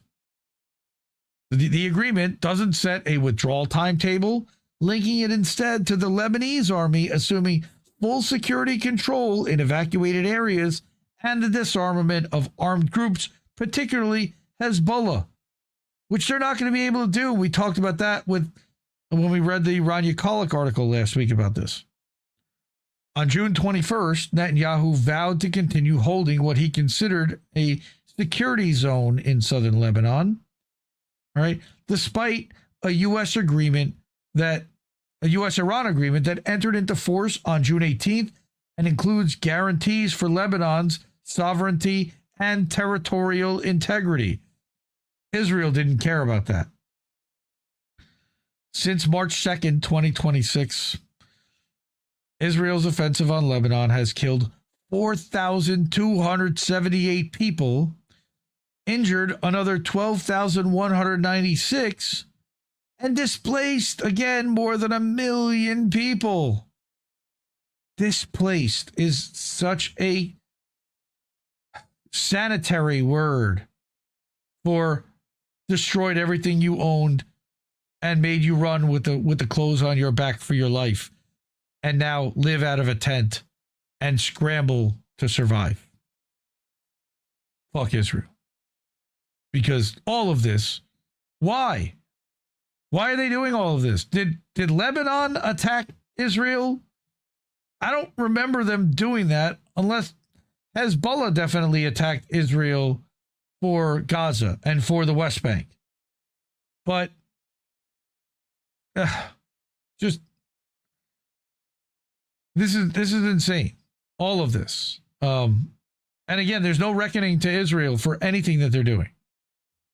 Now, I got an important video that I wanted to bring next. So let's watch this. This is about the Genocide Archive. And I'll go back a little bit and let's watch this. On this app. Every pastor, leader, politician who supported this genocide or failed to speak up against it should be required to look at this archive.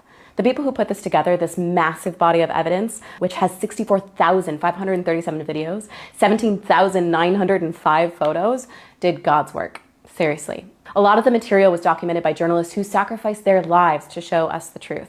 Some was documented by family members who should have been allowed to grieve privately, but were forced to put their grief on display to confront the world in action. And some was documented by the perpetrators themselves, laughing as they murdered children. The Israeli regime tried to bury the truth with the bodies of the innocent, but they failed. This proof exists, and this post alone has been viewed over 17 million times. I'm making this video to make sure that you know about it, because in the midst of so much deceit and denial, truth is our greatest defense, and this archive is a powerful weapon. There are Okay. What are we talking about here? This is the Israel Exposed created an fully open sourced in order to resist censorship. So now you can download this entire database and host it on your own server to make sure that it's completely decentralized. So let's go back to the post that this was quote tweeting, because it's important to see that first. Okay. It took a little longer than expected, but we've created a website for people to view the footage collected from Gaza in one place. You no longer have to download the entire archives to see them. So that lady listed out all the different things that are included. It can be accessed at archivegenocide.com. Please share and quote tweet to help this post break out of the Twitter algorithm prison. We'll keep adding the rest of the archives to the site. Be patient. It's difficult work. They have a Telegram. Zionism Exposed is the account.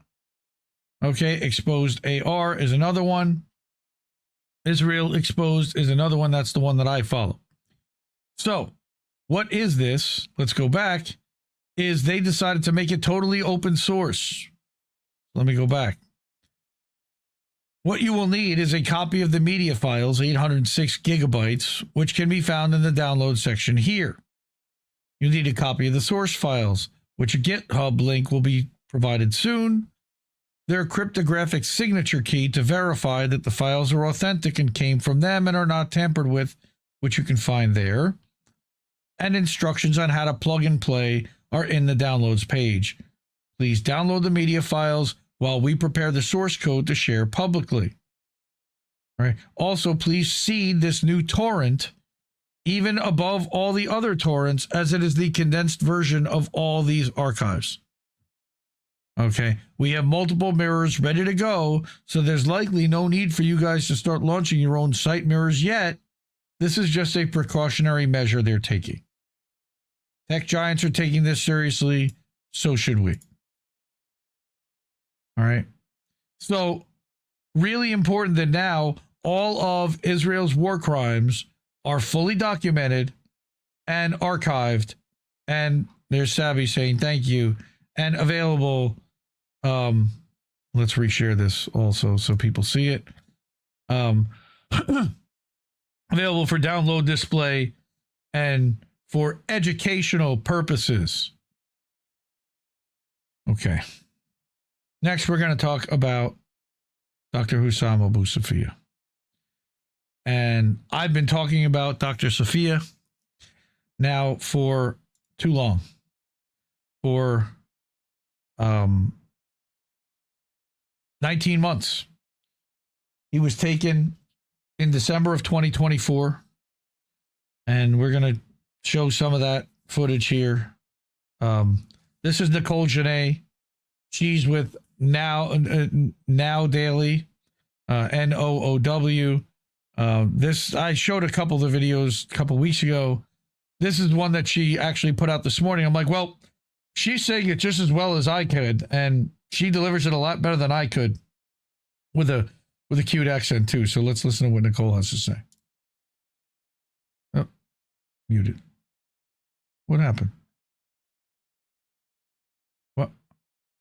Why can't I hear her? Did my headphones die? I think my headphones died.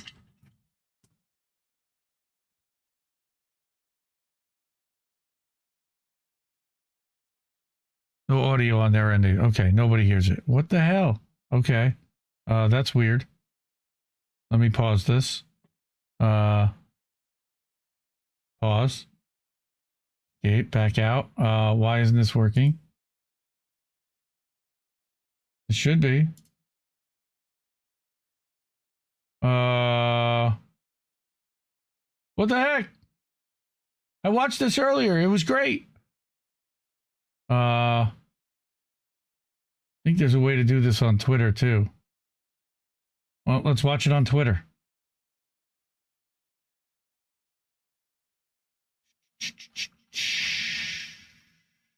Here's Nicole's video. Kill me. I don't see myself surviving. Those are the words of Dr. Hussam Abu Safiya a few days ago. The director of Kemal Adwan Hospital in Gaza, a pediatrician turned hostage, now tortured underground in an Israeli specialized interrogation hell. His lawyer barely recognized him, covered in fresh, raw wounds. The coward occupation of the Israeli regime, it's kidnapping doctors from hospital wards. Here he is walking into the because tank. a Dr. White coat in Gaza is just a high visibility target for a sniper, holding him with 0 charges for 19 long and agonizing months. No trial, no evidence, no justice. Just pure, unfiltered evil. And what is his ultimate crime? Being a doctor who saves the lives they want to kill. On June 10th, 2026, we saw Dr. Hussam Abu Safiya in court, an innocent man rightfully appealing for his freedom. As expected from the murderous regime of Israel, they denied him, while the world watched in complicity. Because make no mistake, complicity isn't just standing by, it's the armor of the oppressor. So the prison guards celebrated. 4 or 5 masked men entered his dark, solitary cell with a heavy iron hammer and thick wooden bars. They broke his aging body again to punish his audacity for existing. They beat him to unconsciousness because a Palestinian savior must be crushed into the dust. Let's look back at December 2024. Kemal Adwan Hospital in Gaza was a smoking ruin, an apocalyptic nightmare of tanks. An airstrike already took one of Dr. Abu Safiya's sons. But the doctor refused to run. He stayed to patch up children while the world watched on live stream. Then the killing machine of the Israeli occupation forces kidnapped him, labeling a pediatrician as a terrorist without a single shred of proof. Because in this global theater, accusations are the new convictions. But he's not alone.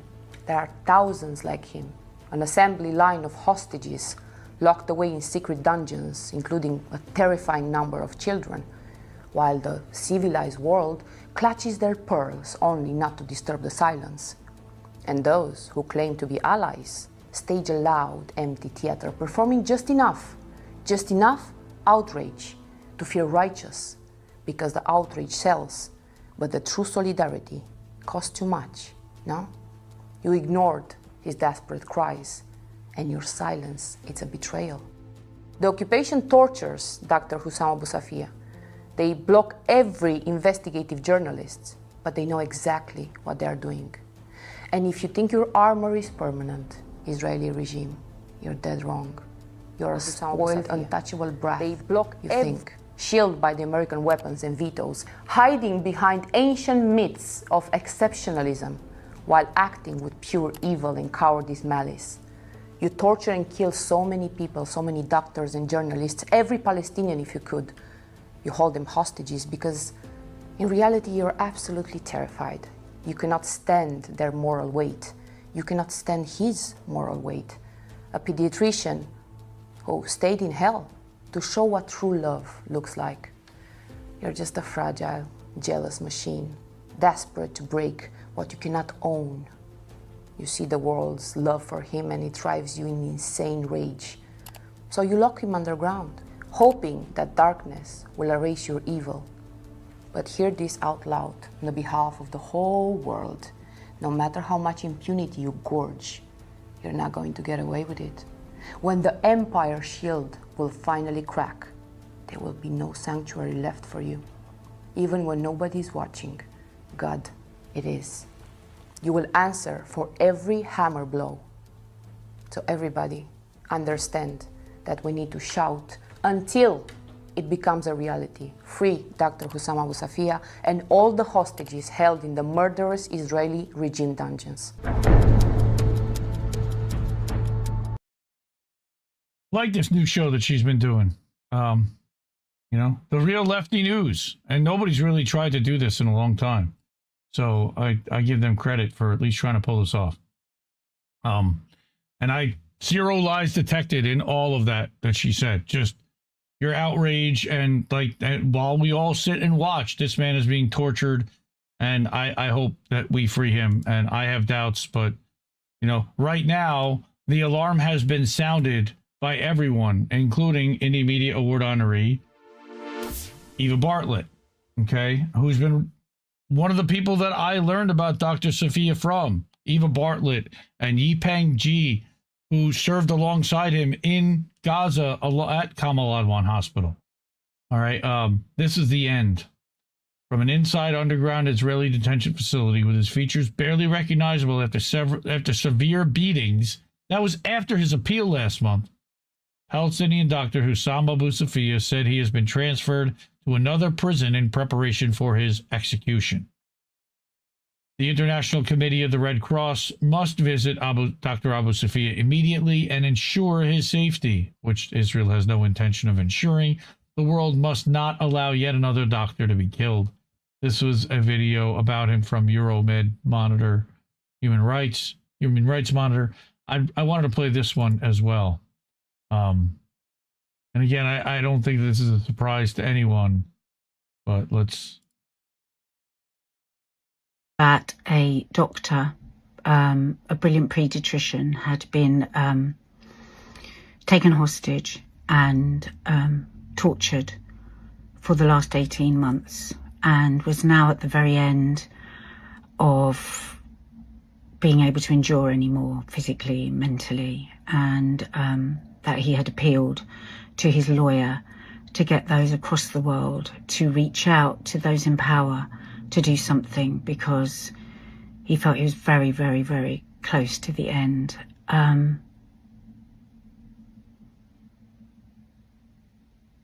Yeah. What would you say? What would you do? Would you say, oh, God, yes, what can we do? This poor man, that's outrageous. Pediatrician, a doctor, what, taken a hostage, tortured? God, yeah, of course. But if I were then to tell you that he's a Palestinian pediatrician, would you still have the same response? Because that's who Dr. Abu Safiya is. He's a Palestinian pediatrician, and he can't take any more. His lawyer, who saw him a few days ago, said he's now unrecognisable from the beatings that he's taken, and this has been 18 months of this. So, yeah, if you can still feel the same thing now knowing that he's Palestinian, it'd be amazing if you clicked on the link in my bio, and it's so easy, only takes a minute or so, and it will in one fell swoop reach out to those that do have the power to speak up and say something. Whether they choose to or not is another matter, because that's the government that we've got at the moment, but we should still do everything that we can, right? Thanks. Diddy is a monster. Hey, okay, he's funny. By the way, Josh Johnson, very funny comedian. If you watch him on Facebook, but yeah, that's, imagine that he were anything but a Palestinian doctor, and that this were happening to the imprisonment and torture for treating children, and he were imprisoned and beaten regularly for it, and now being threatened with execution. And Natalie says, imagine, or Cookies, imagine the outrage if the roles were reversed. Imagine the 24-hour news feed of the victims of Hamas. Could you imagine Hamas were actually imprisoning and beating Israeli doctors, Jewish doctors? Oh my God, yeah. 24/7 blanket coverage. Again, I'm going to go back to our friend and Indie Media Award honoree Andy Worthington. Please take action for Dr. Hussam Abu Safiya, whose lawyer has reported that he fears that his Israeli captors intend to kill him. This new website has links for you to swamp Israeli officials and Western politicians with emails.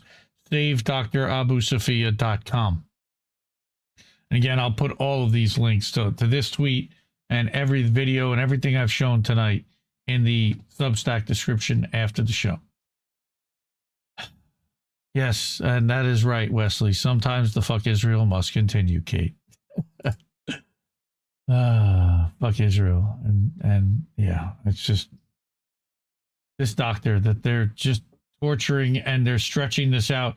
I have seen that there has been a massive outpouring of support for him this week for some reason, as opposed to prior times when there has been a call for people to raise their voices. Again, some of us have been doing that regularly anyway, and I'm glad to see other people join us in that fight and in screaming loudly that this is one of the worst war crimes you can imagine.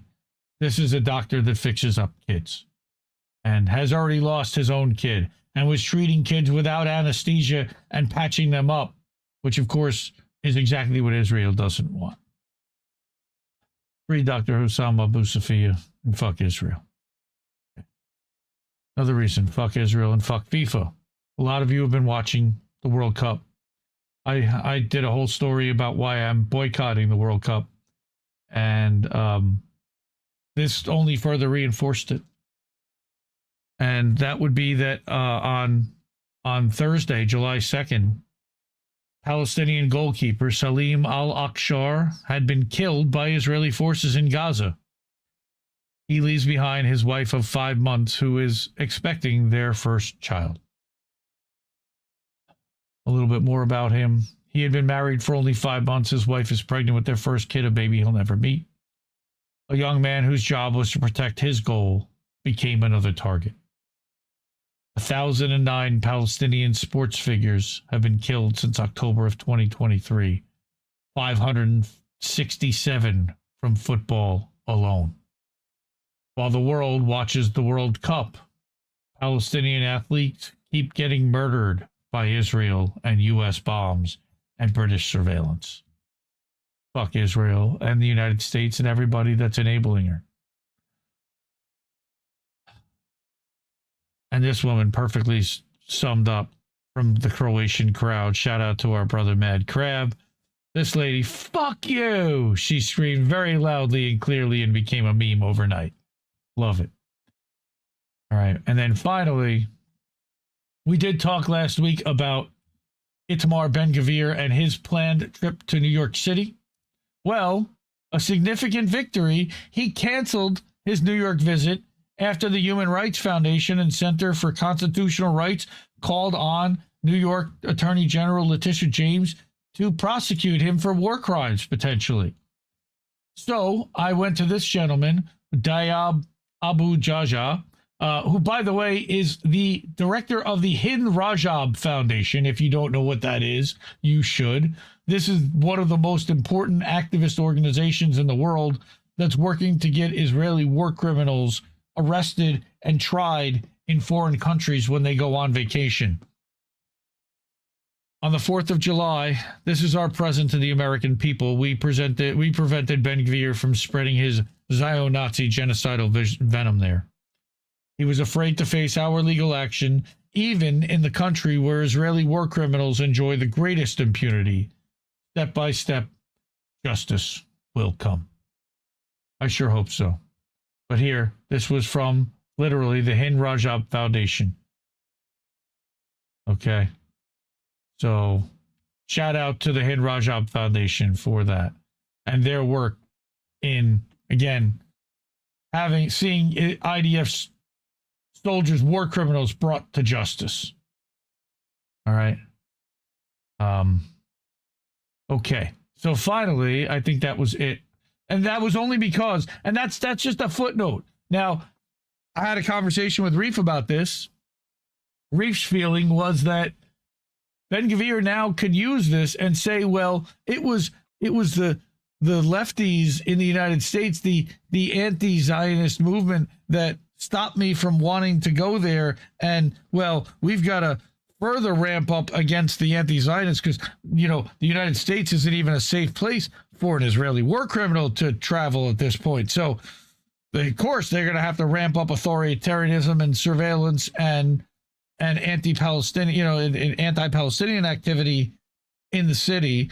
Jessica Tisch, the New York Police Department commissioner, is very closely tied with the IDF and with Israel. And so it would not surprise me to see some kind of a backlash retaliation as a result of him claiming to be too afraid of being prosecuted to attend these proceedings in the United States.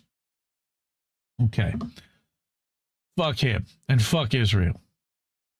So thank you for sticking with me through the fuck Israel stuff. I still have a lightning round. It's midnight Eastern on the East Coast. Happy Wednesday to everybody who's watching. And thank you for sticking with me. Okay, support independent media because we need it more than ever. YouTube certainly doesn't like when we do stories like that. We are remonetized, but we're heavily suppressed everywhere. So please share wherever you can if you can. Or you can also support financially. Cash App, $, Indie News Network. At ko-fi.com/Indie News Network. Over at paypal.me/Indie News Network as friends and family to avoid the fees. At patreon.com/Indie News Network for monthly or annually or monthly over at IndieMediaToday.com or INNNewsletter.com. Those are housed over on Substack. And finally, we have our self-hosted website, IndieNewsNow.com. It's the name of the show because a lot of the articles and videos and things that you've seen tonight, you could have found a link to on IndieNewsNow.com. There's also a link to the merch store. There's also a link to our Stripe where you can support the network financially and leave a tip there directly for us as well. All right. I got a few stories I'm going to buzz through quickly, and then we'll do the GoFundMes, and we'll get out of here for the night. So first, union busters are going after Matt Bruning. I've done a couple of stories from Matt Bruning on the show. We're going to talk about the EU and their authoritarianism ramp up to the point where it's now going to be a crime to repost an RT tweet in the EU. Yes. The UK further ramping up their authoritarianism over YouTube to prioritize BBC and corporate news there. And then a little bit about Andy Burnham, who's the new prime minister taking over for Keir Starmer, who resigned, who stepped down as the Labour leader and the prime minister. So the first one, again, this, and Natalie, I think you're going to want to read this one. This is about Fred Hutch. Fred Hutch being the hospital that our dear sister Shanda was treated at. And this is about the nurses that are trying to unionize and organize. And the Fred Hutch leadership then created a website to union bust and to try to advise the employees against unionizing and to obfuscate and misconstrue facts. Well, Matt Bruning set up a counter website to address all of these concerns and then was served with legal action by Fred Hutch for copyright infringement because he used the Fred Hutch font and color scheme, for example, on the website. So he changed that to accommodate them. But of course, they didn't really have a problem with his using the logo. They had a problem with his countering all of their points. So we're definitely going to want to read this one. But I wanted to bring this. This almost became a fourth story, but I had a feeling we were going to run long. So this became part of a lightning round, and I encourage everyone to go read this themselves. Next, again, we're going to talk about the EU making it illegal to repost clips from RT.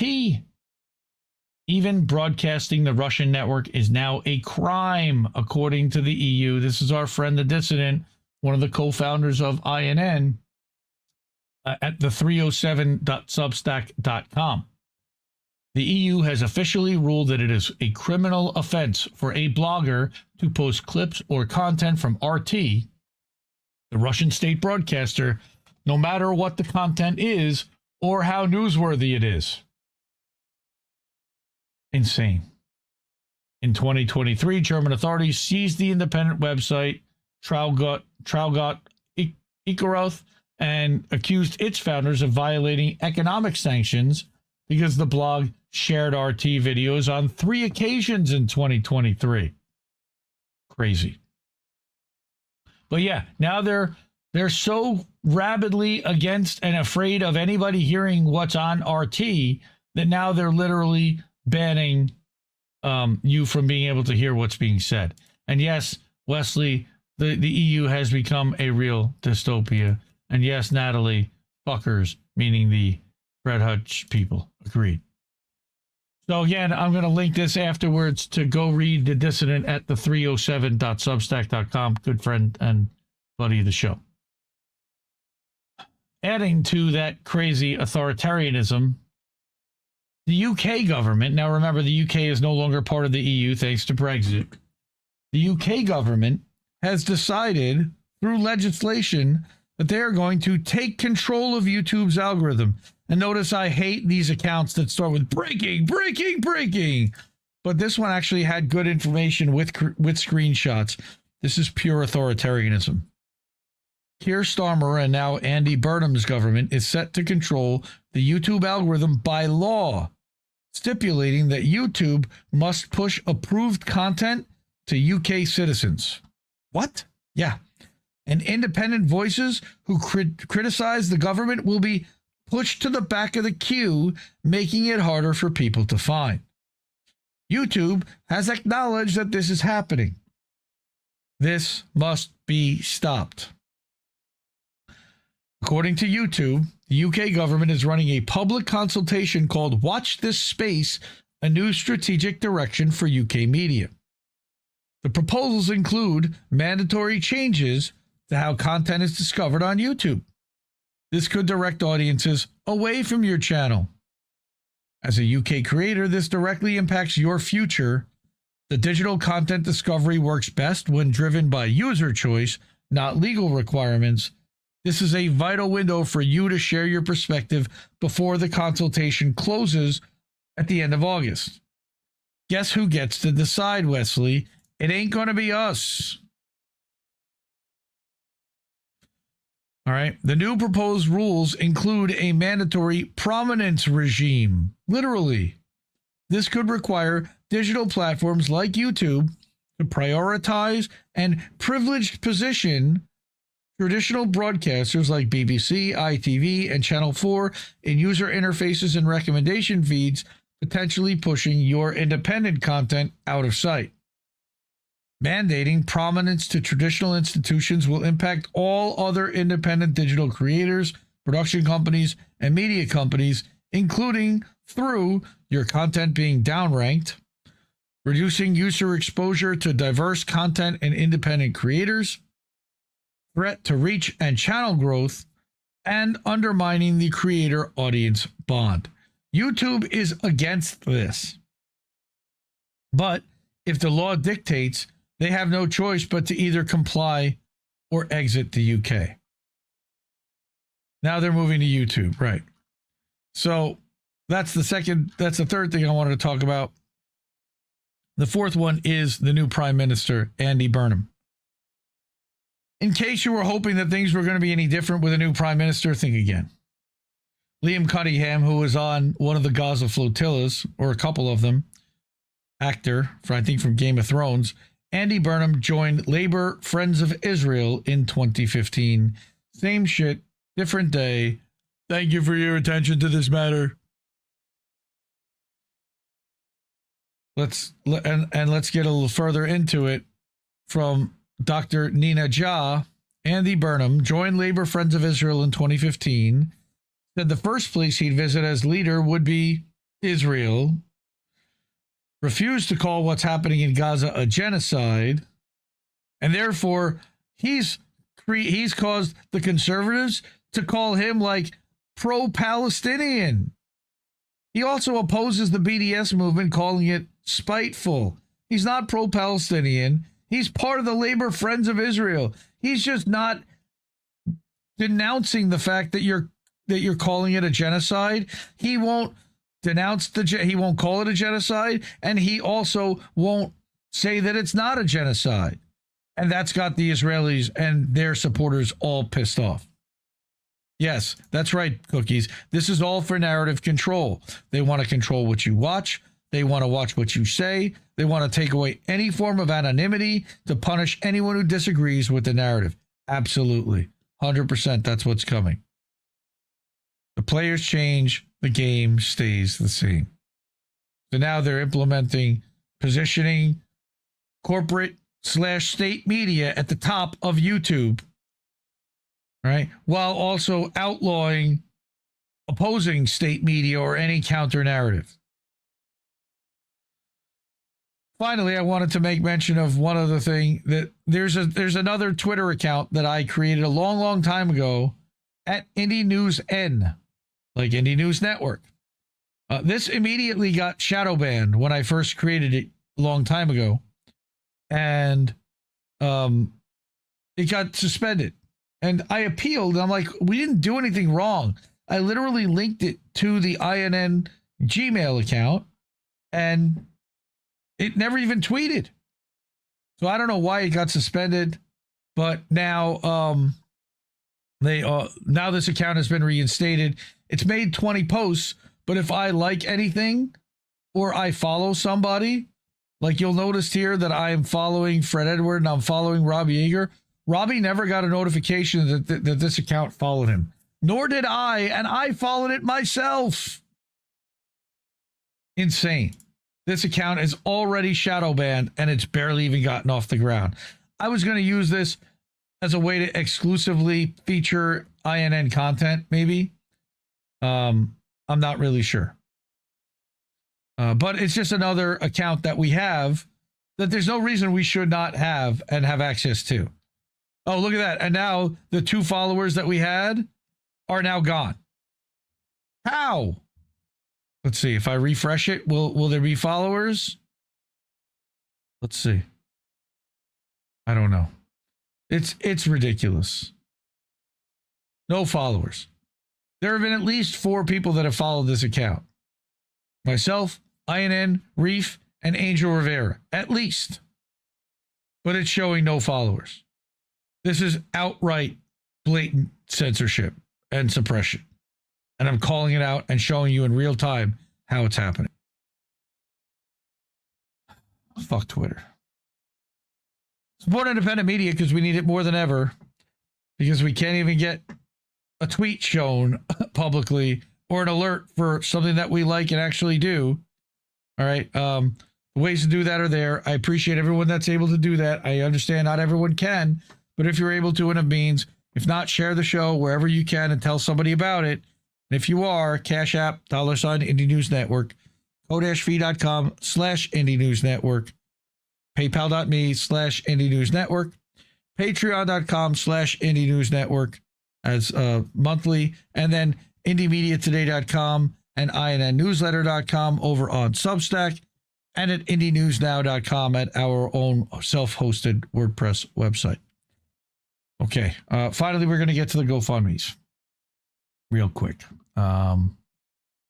Yes, I get that no, I'm not expecting good behavior from Twitter, and I wish that I could say, it's so old school, move on, except that there's still a lot of things that happen on Twitter that don't happen anywhere else, or that happen first on Twitter.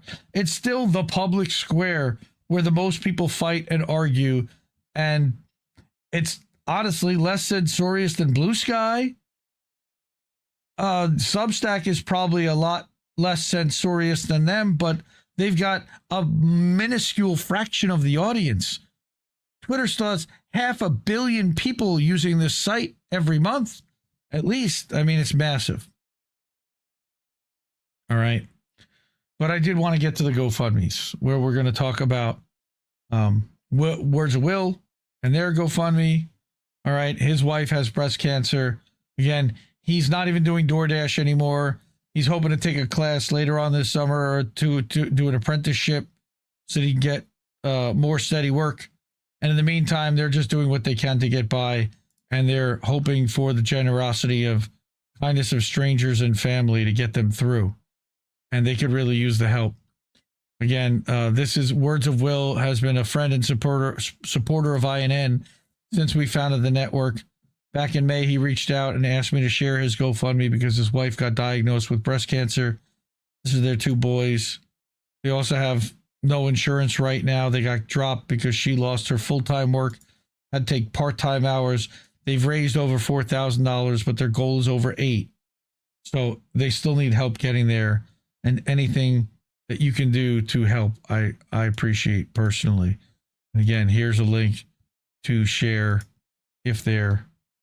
You're right, OMB. I need to do the arms raised thing. You're absolutely right. Next GoFundMe I wanted to bring up again, and Cowboy Kenny mentioned it on Sunday night on Boat Smashing Into Other Boats, that it's now been 1 year since Natalia, his sister-in-law, was taken by ICE, okay, and kept in an ICE facility and is being paid by the federal government every week or every night for that bed to keep her housed while she appeals her asylum that she had already received, but now she's been ordered to be deported, though she should not be. She's living in substandard conditions in this prison in Ohio. She's the only one that speaks her language there. The food sucks. The people go in and out. The guards suck. I mean, it's prison. So, and it's an ICE facility. It's a processing facility. It's not really a prison. So they don't even have all the facilities and all the things that a prison normally does. But again, this was set up for the legal defense. She's been here 9 years legally, currently in the process of applying for a green card, working and paying taxes as a box truck driver and taking care of her daughter. Again, over $2,200 was raised. Anything that we can do to help up that and to get them some money to get themselves through. Again, it's been a year. A year. Why? For profit, that's why. Because Core Civic or Geo Group, whichever company owns that private prison facility, and the county that's housing her are getting paid out by the federal government to keep her there. So it's in everyone's financial interests to keep her locked up, sadly. All right. Then we've got Aspen. And I messaged with Halo this week, and I have to catch up with her on the phone. I owe her a phone call. I love you, Halo. I'm sorry for not calling you back. Last October, we did a live stream fundraiser talking about justice for Aspen. In middle of October, I interviewed Aspen and her mom, Halo, who were Julian Assange activists for the Oklahoma for Assange chapter. By the way, Julian Assange had a birthday this past week. He turned 55. Happy birthday, Julian. Thank God you're out. And shout out to all the activists that worked to get him out. Aspen, a little over a year ago, I've told this story too many times already, was in the wrong car at the wrong time in the wrong place and got arrested with someone in a vehicle who was arrested with mass quantities of drugs and charged with drug trafficking, as was Halo's daughter, Aspen. Aspen didn't know the drugs were there. She's autistic. She's vegetarian. She will not do well in a prison like this. We need to find a way to get her out of all of this. Even the person driving the RV admitted he knew nothing about this and wasn't linked to it. But they, of course, don't care about that. They don't necessarily believe it. We need to get expert witnesses and experts to testify that she had no knowledge and that this prison system could be a death sentence for her. Again, Dissent in Bloom wrote a great article about her story last year. You can read this again at her link tree, linktr.ee/justice and the number 4 Aspen. So yeah, what a mess. Please. So support Aspen if you can. Finally, again, and then Aspen, of course, has a GoFundMe, which I've asked for her mom to up. It looks like she hasn't upped it yet. And I think she said she doesn't want to jinx it. That things have just been kind of quiet, but I don't think that's really, I don't know. I'll talk to her about that, but I think that we need to up it so that people know that we still have a goal to get to there. And I think that the the donations have stopped because it looks like they've hit their goal, but they haven't. They're going to need a lot more money to fund this defense. Okay. Next, we're going to talk about Shanda, of course. Our beloved Shanda Master, rest in power. We watched and talked about her struggle and her battle through small cell lung cancer, and then her then subsequent spreading of that cancer throughout. And she lost that battle in April. It's been more than 3 months now, and we're still kind of trying to figure out, trying to deal with all that. And I created a merch store, or more merch items, a section in our merch store for putting the Shanda Master Fuck Cancer collection in the shop. I've actually added that to her Indie Media Awards page, which I updated this week. Added a photo of the sweatshirt, the hoodie sweatshirt that Oz bought, and the t-shirt. And man, what a loss still. And again, hopefully Oz is planning on doing a live stream next Saturday night, the 11th. There's some surprises in store. I'm looking forward to seeing that. And again, if you want to go to the Indie News shop and order yourself a t-shirt or a hoodie or a tank top, the place to do that is here. You can go to IndieNewsNow.com and you can click on the merch link and get there, or I'll drop a link in all the chats.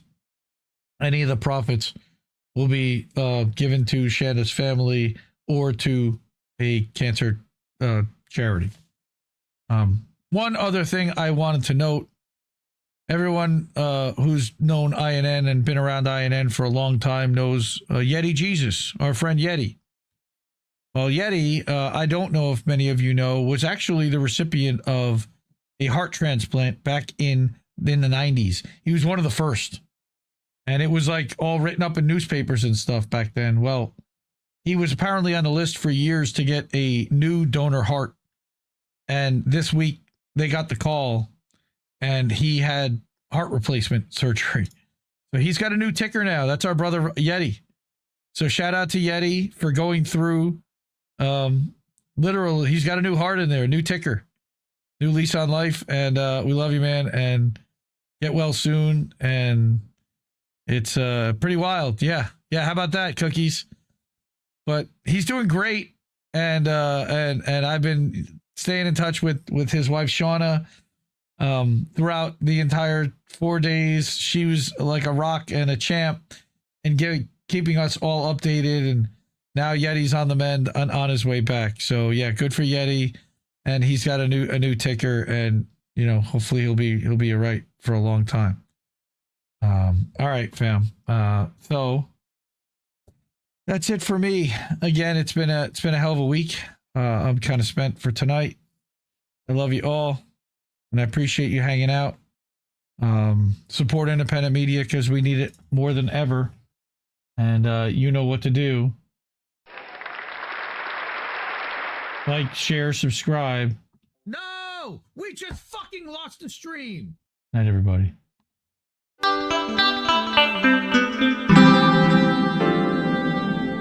Who are these people?